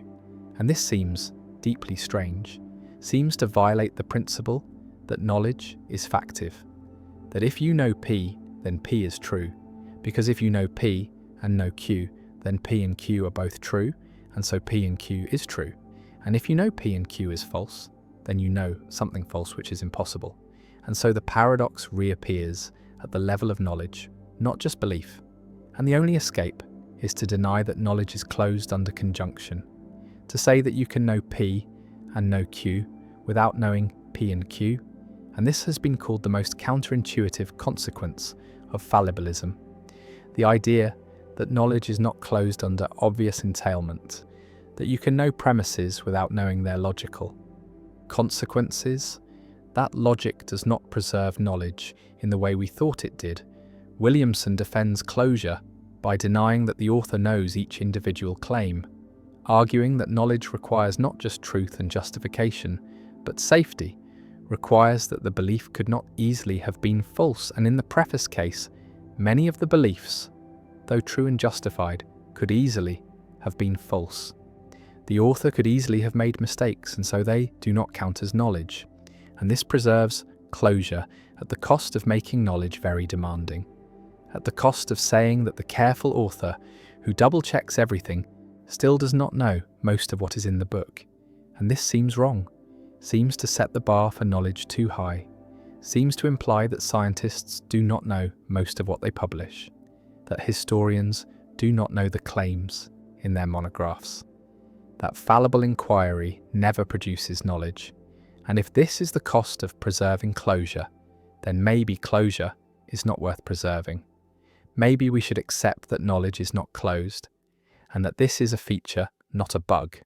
A recognition that knowledge is a gradient, comes in degrees, is not an all or nothing status, but a matter of how well beliefs are supported and how carefully they have been checked. The problem connects to peer disagreement, because if an author believes all the claims in a book but also believes the book contains errors, and a peer believes all the same claims, then they agree on every individual claim, but disagree about whether the conjunction is true, or rather they both agree the conjunction is probably false, but cannot specify where the errors are. And this is a strange kind of agreement. Disagreement is consensus that there is error without consensus about what is erroneous, and this is the situation science often finds itself in. Scientists agree on individual results, but no. The overall body of accepted claims contains errors that will be corrected by future research. And this does not make science irrational, does not mean scientists should be less confident, does not mean they should reject any of the claims they currently accept.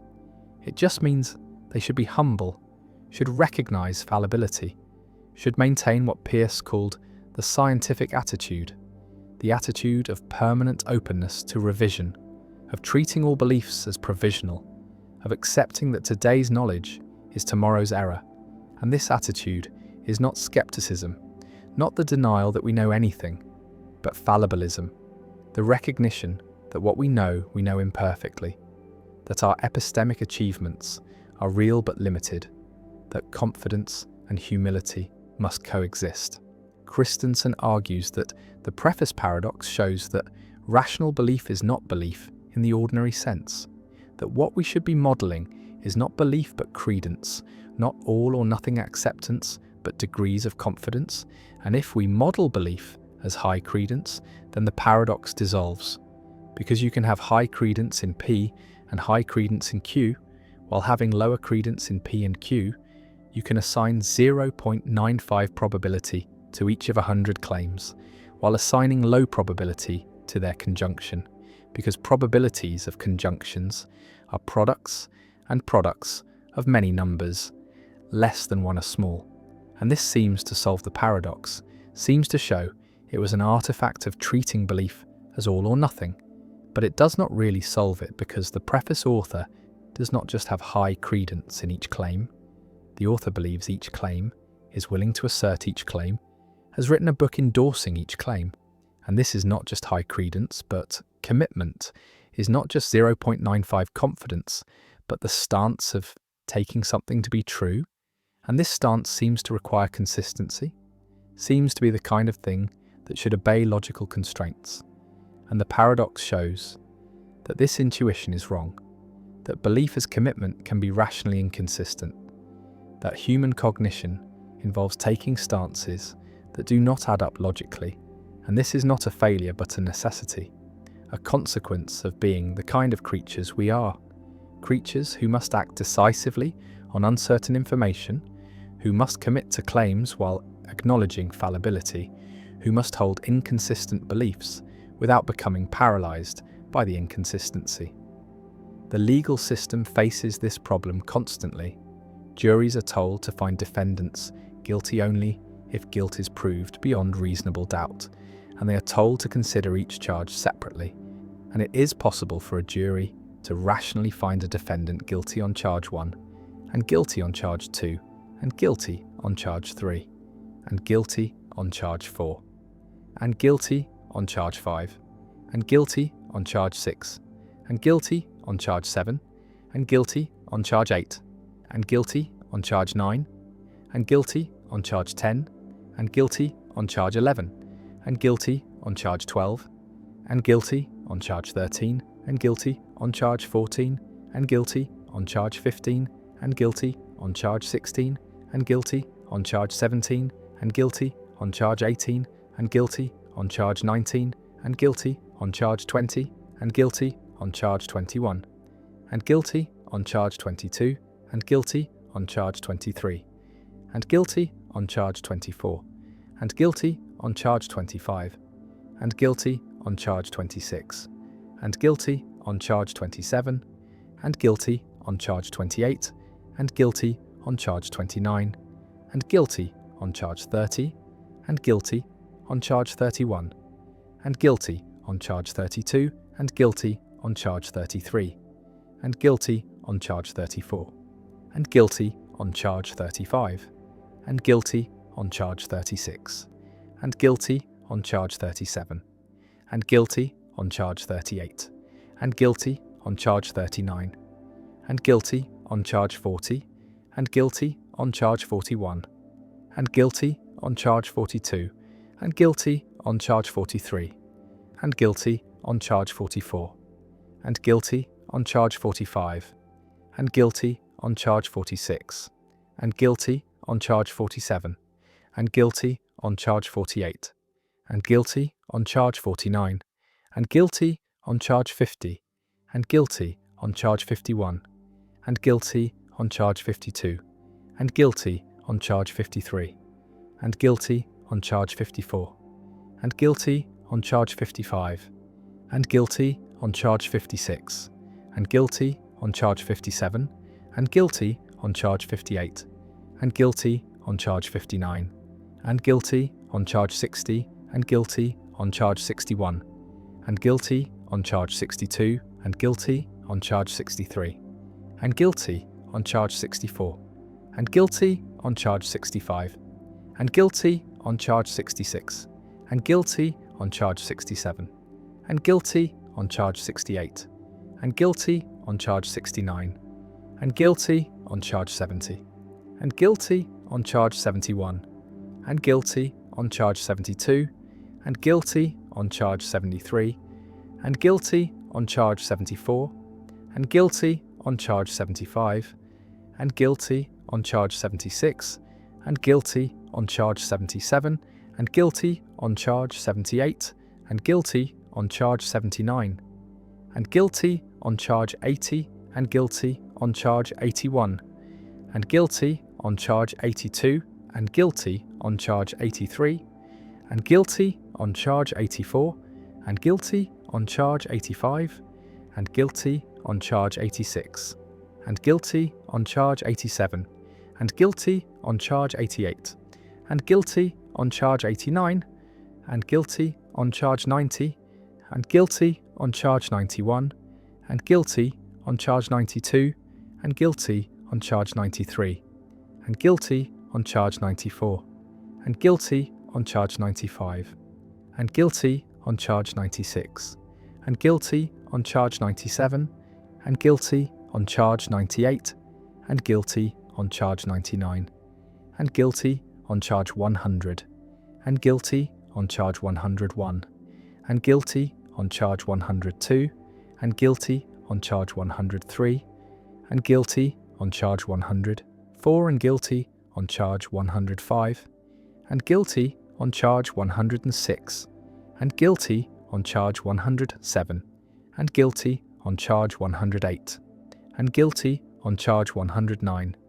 and guilty on charge 110, and guilty on charge 111, and guilty on charge 112, and guilty on charge 113, and guilty on charge 114, and guilty on charge 115, and guilty on charge 116, and guilty on charge 117, and guilty on charge 118, and guilty on charge 119, and guilty on charge 120, and guilty on charge 121, and guilty on charge 122, and guilty on charge 123, and guilty on charge 124, and guilty on charge 125, and guilty on charge 126, and guilty on charge 127, and guilty on charge 128, and guilty on charge 129, and guilty on charge 130, and guilty on charge 131, and guilty on charge 132, and guilty on charge 133, and guilty on charge 134, and guilty on charge 135, and guilty on charge 136, and guilty on charge 137, and guilty on charge 138, and guilty on charge 139, and guilty on charge 140, and guilty on charge 141, and guilty on charge 142, and guilty on charge 143, and guilty on charge 144, and guilty on charge 145, and guilty on charge 146, and guilty on charge 147, and guilty on charge 148,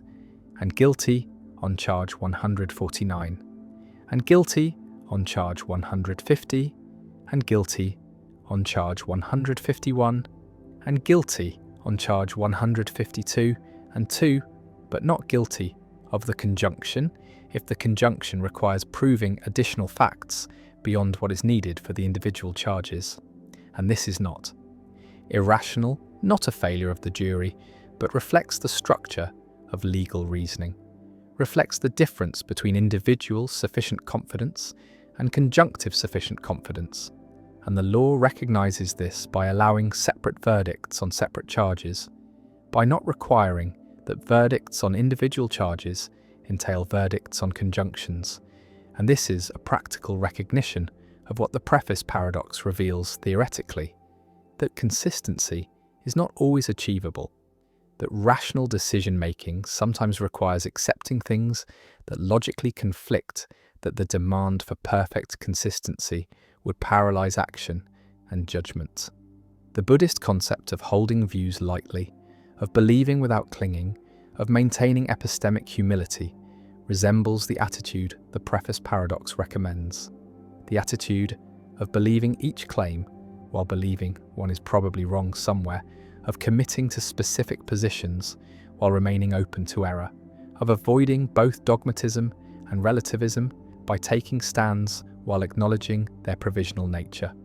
And this is not inconsistency in the sense of confused thinking, but inconsistency in the sense of recognizing that one's epistemic state does not and cannot achieve logical closure, that believing is always an ongoing process of revision rather than a finished state of certainty. And Western epistemology is slowly coming to acknowledge what Buddhist philosophy has long insisted, that the demand for certainty is the demand for something humans cannot achieve, that wisdom involves accepting uncertainty, that rationality is compatible with inconsistency when the inconsistency reflects fallibility rather than confusion. The preface paradox has no solution that everyone accepts, no way to dissolve it that does not involve rejecting some deeply held intuition about rationality or belief or logic. And this is characteristic of the deepest philosophical problems. They reveal tensions between principles we are reluctant to abandon. They force choices we are reluctant to make. They show that our concepts do not fit together as neatly as we assumed. And the preface paradox does all of this, forces us to choose between closure and fallibilism, between logical consistency and epistemic humility, between formal models of belief and actual believing. And whatever choice we make comes at a cost, comes with counterintuitive implications. comes with the recognition that rationality is more complex, more contextual, more human than formal epistemology imagined.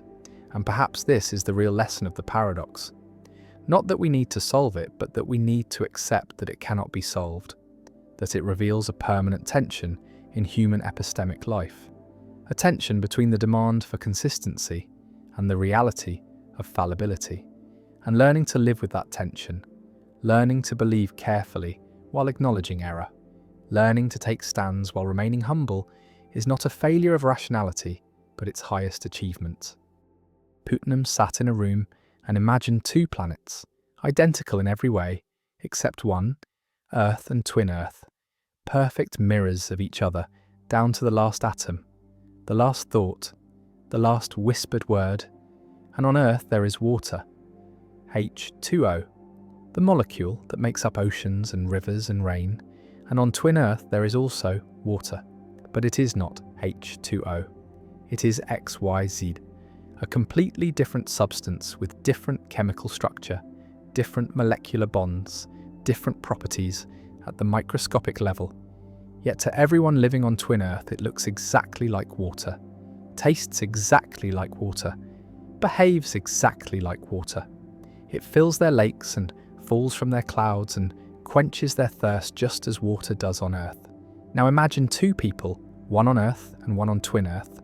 Call them both Oscar, and these two Oscars are molecule for molecule identical. Same brain structure, same neural patterns, same memories, same thoughts, same internal psychological states. Everything inside their heads is exactly the same. And both Oscars look at a glass of liquid and say the word water. They both think they are referring to the same thing. They both believe they know what water is, but Putnam asks a simple question that shatters centuries of philosophy. Are they actually referring to the same thing? And the answer is no. Earth Oscar's word water refers to H2O. Twin Earth Oscar's word water refers to XYZ. Same word, same internal mental state, but different meanings, different references, different extensions in the world. And this means that meaning is not determined by what is in the head.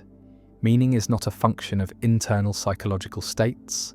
Meaning is not private, not subjective, not locked inside the skull waiting to be discovered through introspection.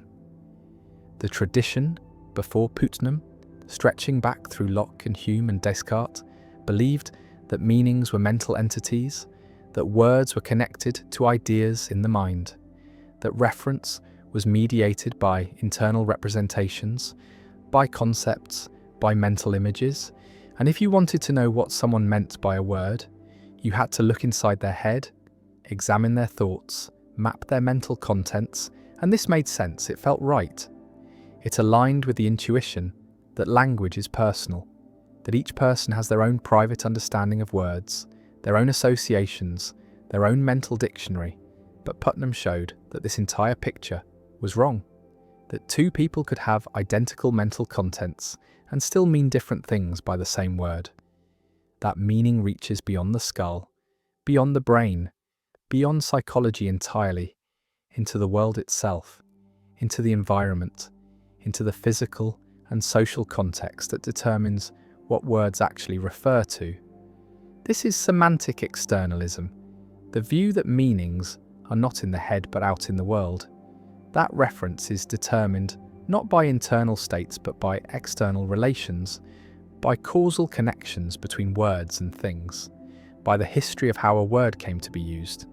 by the community of speakers who share the word, by the natural kinds that exist independently of human thought. And this means that you can be wrong about what you mean. You can use a word your entire life and not know what it really refers to.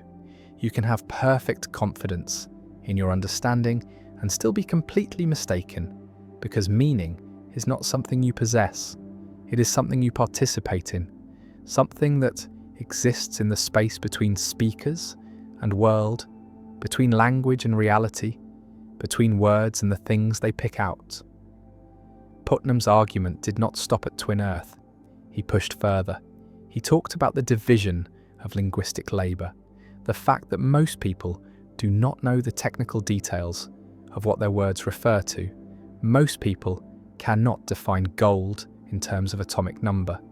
cannot distinguish an elm from a beech, cannot explain what makes aluminum different from molybdenum. Yet they use these words successfully. They refer to these things accurately, and they do so not because they have the right mental contents, but because they are embedded in a community where some people do have the expertise, where metallurgists know about aluminum, where botanists know about elms, where chemists know about gold.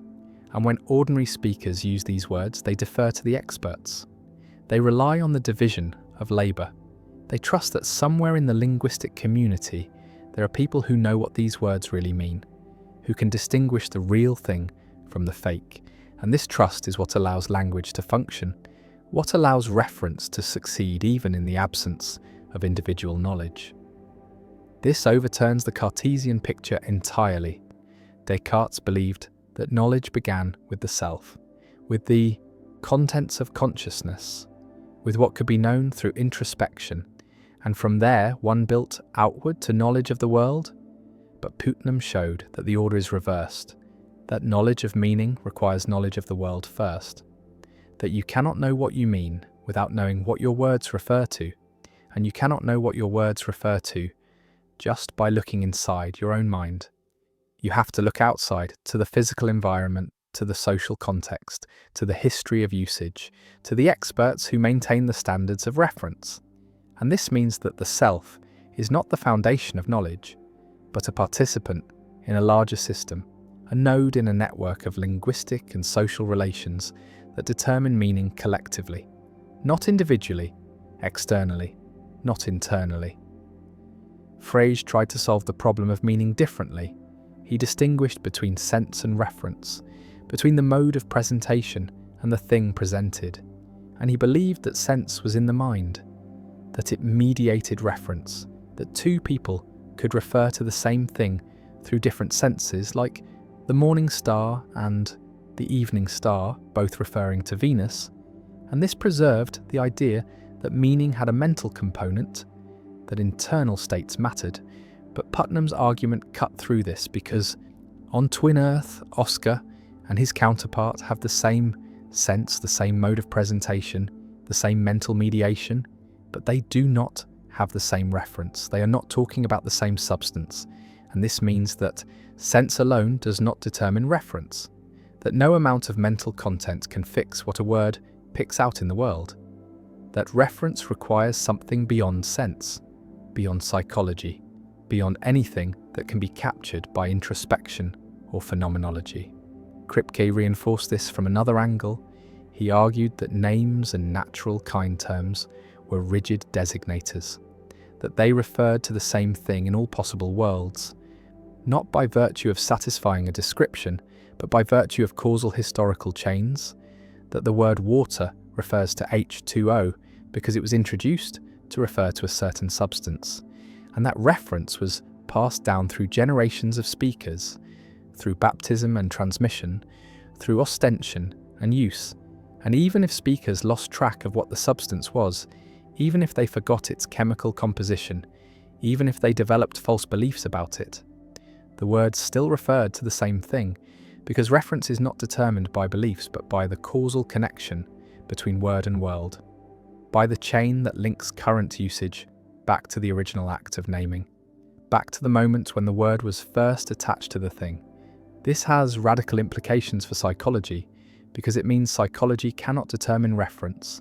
cannot tell you what your words mean, cannot give you the extension of your terms just by examining your mental states. And this was a blow to cognitive science, to theories of mind that tried to explain language purely in terms of internal representations, in terms of concepts and mental models and computational processes, because Putnam and Kripke showed that none of this is enough. That meaning leaks out of the head, that it requires the world, requires the community, requires the causal historical context, and without these external factors there is no meaning at all, just empty sounds, just syntax without semantics, just symbols shuffling around inside the skull with no connection to reality. Yet people resist this conclusion. They cling to the intuition that they know what they mean. that their words are transparent to them, that meaning is something they possess and control. And this resistance is understandable because semantic externalism is deeply unsettling. It suggests that we are strangers to our own language, that we do not fully understand the words we speak, that meaning is not something we create, but something we inherit, something we are thrown into, something that precedes us and exceeds us and determines what we can say before we even open our mouths. Wittgenstein saw this too, though from a different direction. He argued that meaning is use, that words get their meaning from the language games they are embedded in, from the forms of life that give them context, and he rejected the idea of private language, the idea that meaning could be purely internal, purely subjective, because a private language would have no standards of correctness, no way to distinguish between following a rule and merely thinking one is following a rule, and without standards there is no meaning, just the illusion of meaning, just the feeling of understanding without actual understanding. And this is why language must be public, why it must be shared, why it requires a community of speakers who can correct each other, who can point out mistakes, who can maintain the norms that make reference possible. Putnam took this further. He showed not just that language is public, but that meaning is not even fully determined by the community, that it reaches beyond the community into the world itself, that natural kind terms like water and gold and tiger refer to whatever has the same underlying nature as the paradigm samples, the same deep structure, the same essential properties, and this means that meaning can outrun knowledge, that a community can use a word correctly even when they have false beliefs about what they are referring to, even when their theories are wrong, even when their understanding is incomplete, because the word latches onto the real essence, the objective structure, the natural kind that exists independently of human thought. And the world itself constrains meaning, corrects mistakes, determines reference in ways that no internal psychological state can capture. This is why Aristotle was not wrong when he talked about water, even though he did not know about molecules, even though his theory of elements was false. He was still referring to H2O because his word water was causally connected to the same substance our word water refers to, because the reference was fixed not by his beliefs, but by the stuff itself, by the samples he pointed to, by the liquid he drank and swam in and observed, and the continuity of reference across theory change, across conceptual revolutions, across the abandonment of entire frameworks, shows that meaning is anchored in the world, not in the mind, that it survives the death of theories because it was never dependent on theories in the first place. But this raises a puzzle. If meaning is not in the head, if psychological states do not determine reference, then what role does the mind play at all? What is psychology supposed to study if not meaning, if not the contents of thought, if not the representations that mediate between language and world? And Putnam's answer is that psychology studies something real. It studies mental states. It studies computational processes. It studies the functional organization of cognition, but it does not study meaning, because meaning is not a psychological phenomenon. It is a semantic phenomenon. It is a relation between words and world, between signs and reference, between language and reality, and this relation is not mediated by anything in the head. It is direct. It is external. It is constituted by causal and social factors that lie beyond the reach of introspection, beyond the scope of neuroscience, beyond the explanatory power of any psychological theory. Fodor resisted this. He wanted to preserve a role for internal content, for narrow content, for something in the head that could do explanatory work. And he argued that even if meaning is wide, even if reference is external, there must be something narrow that explains behavior, some internal state that mediates between input and output,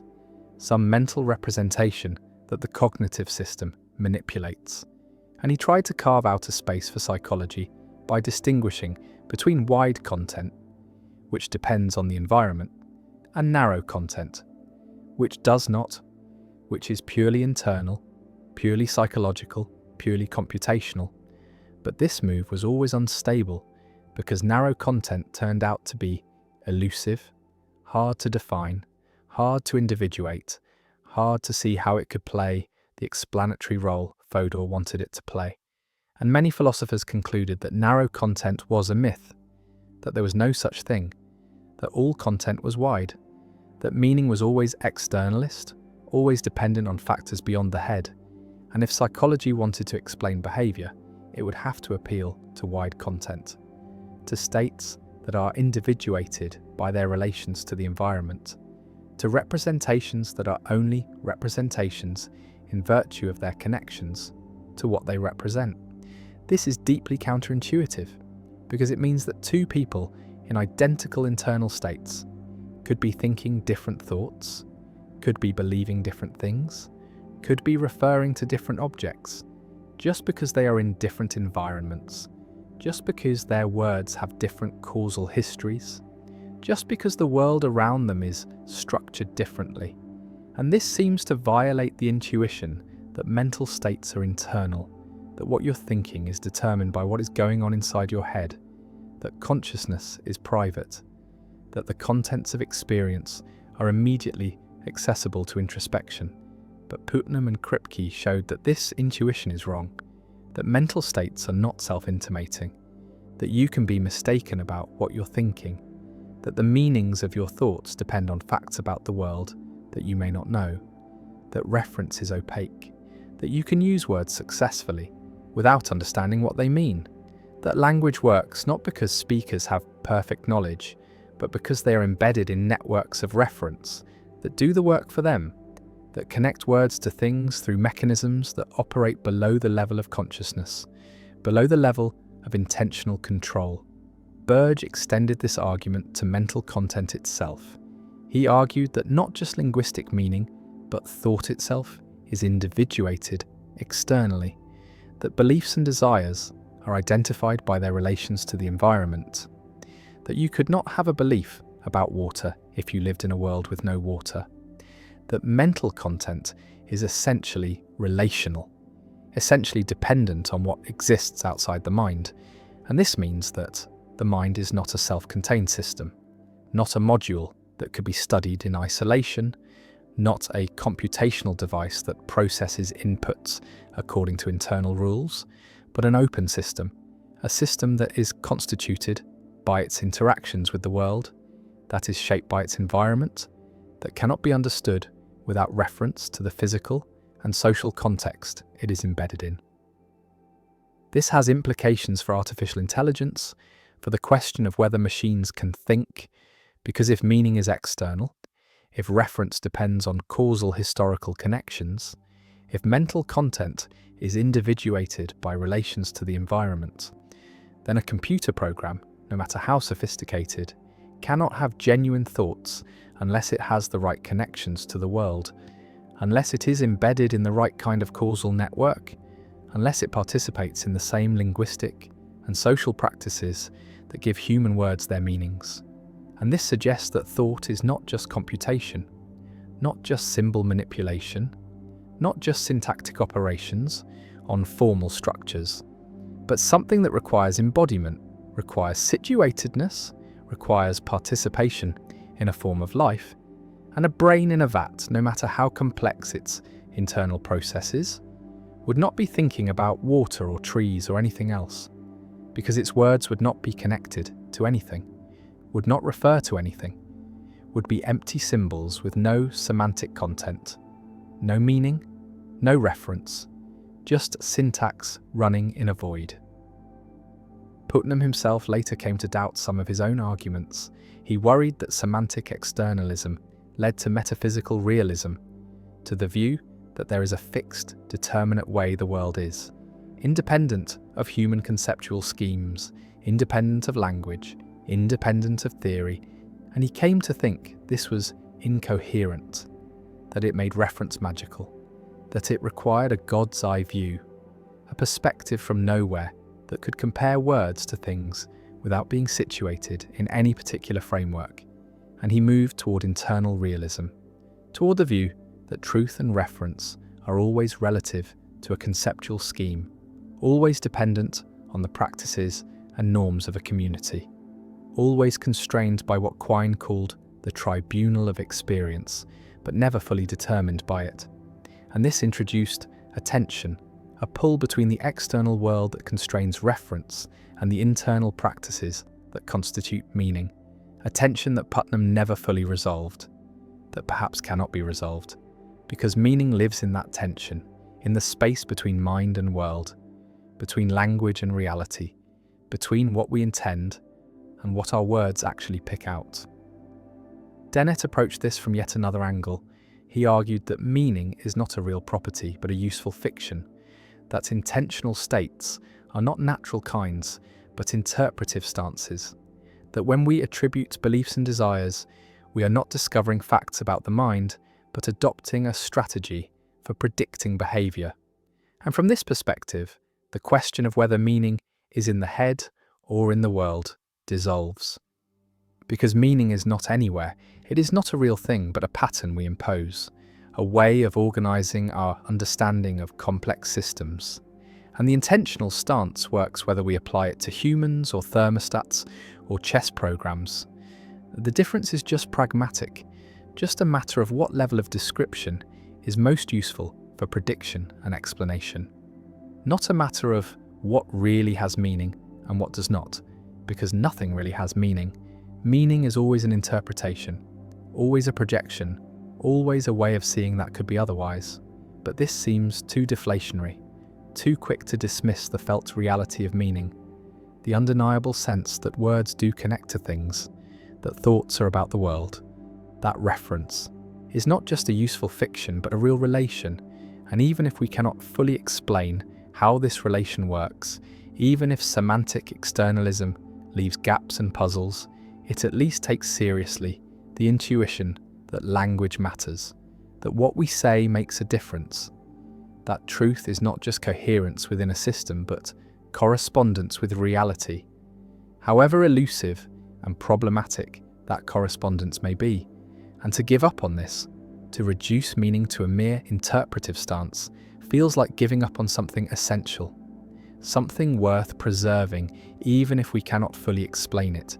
even if it leads to paradoxes and tensions that resist resolution.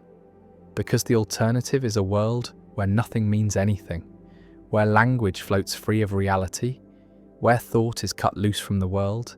and that is a world too empty, too barren, too divorced from lived experience to be acceptable, even if it is theoretically cleaner, even if it avoids the hard problems, even if it makes philosophy easier by making meaning disappear.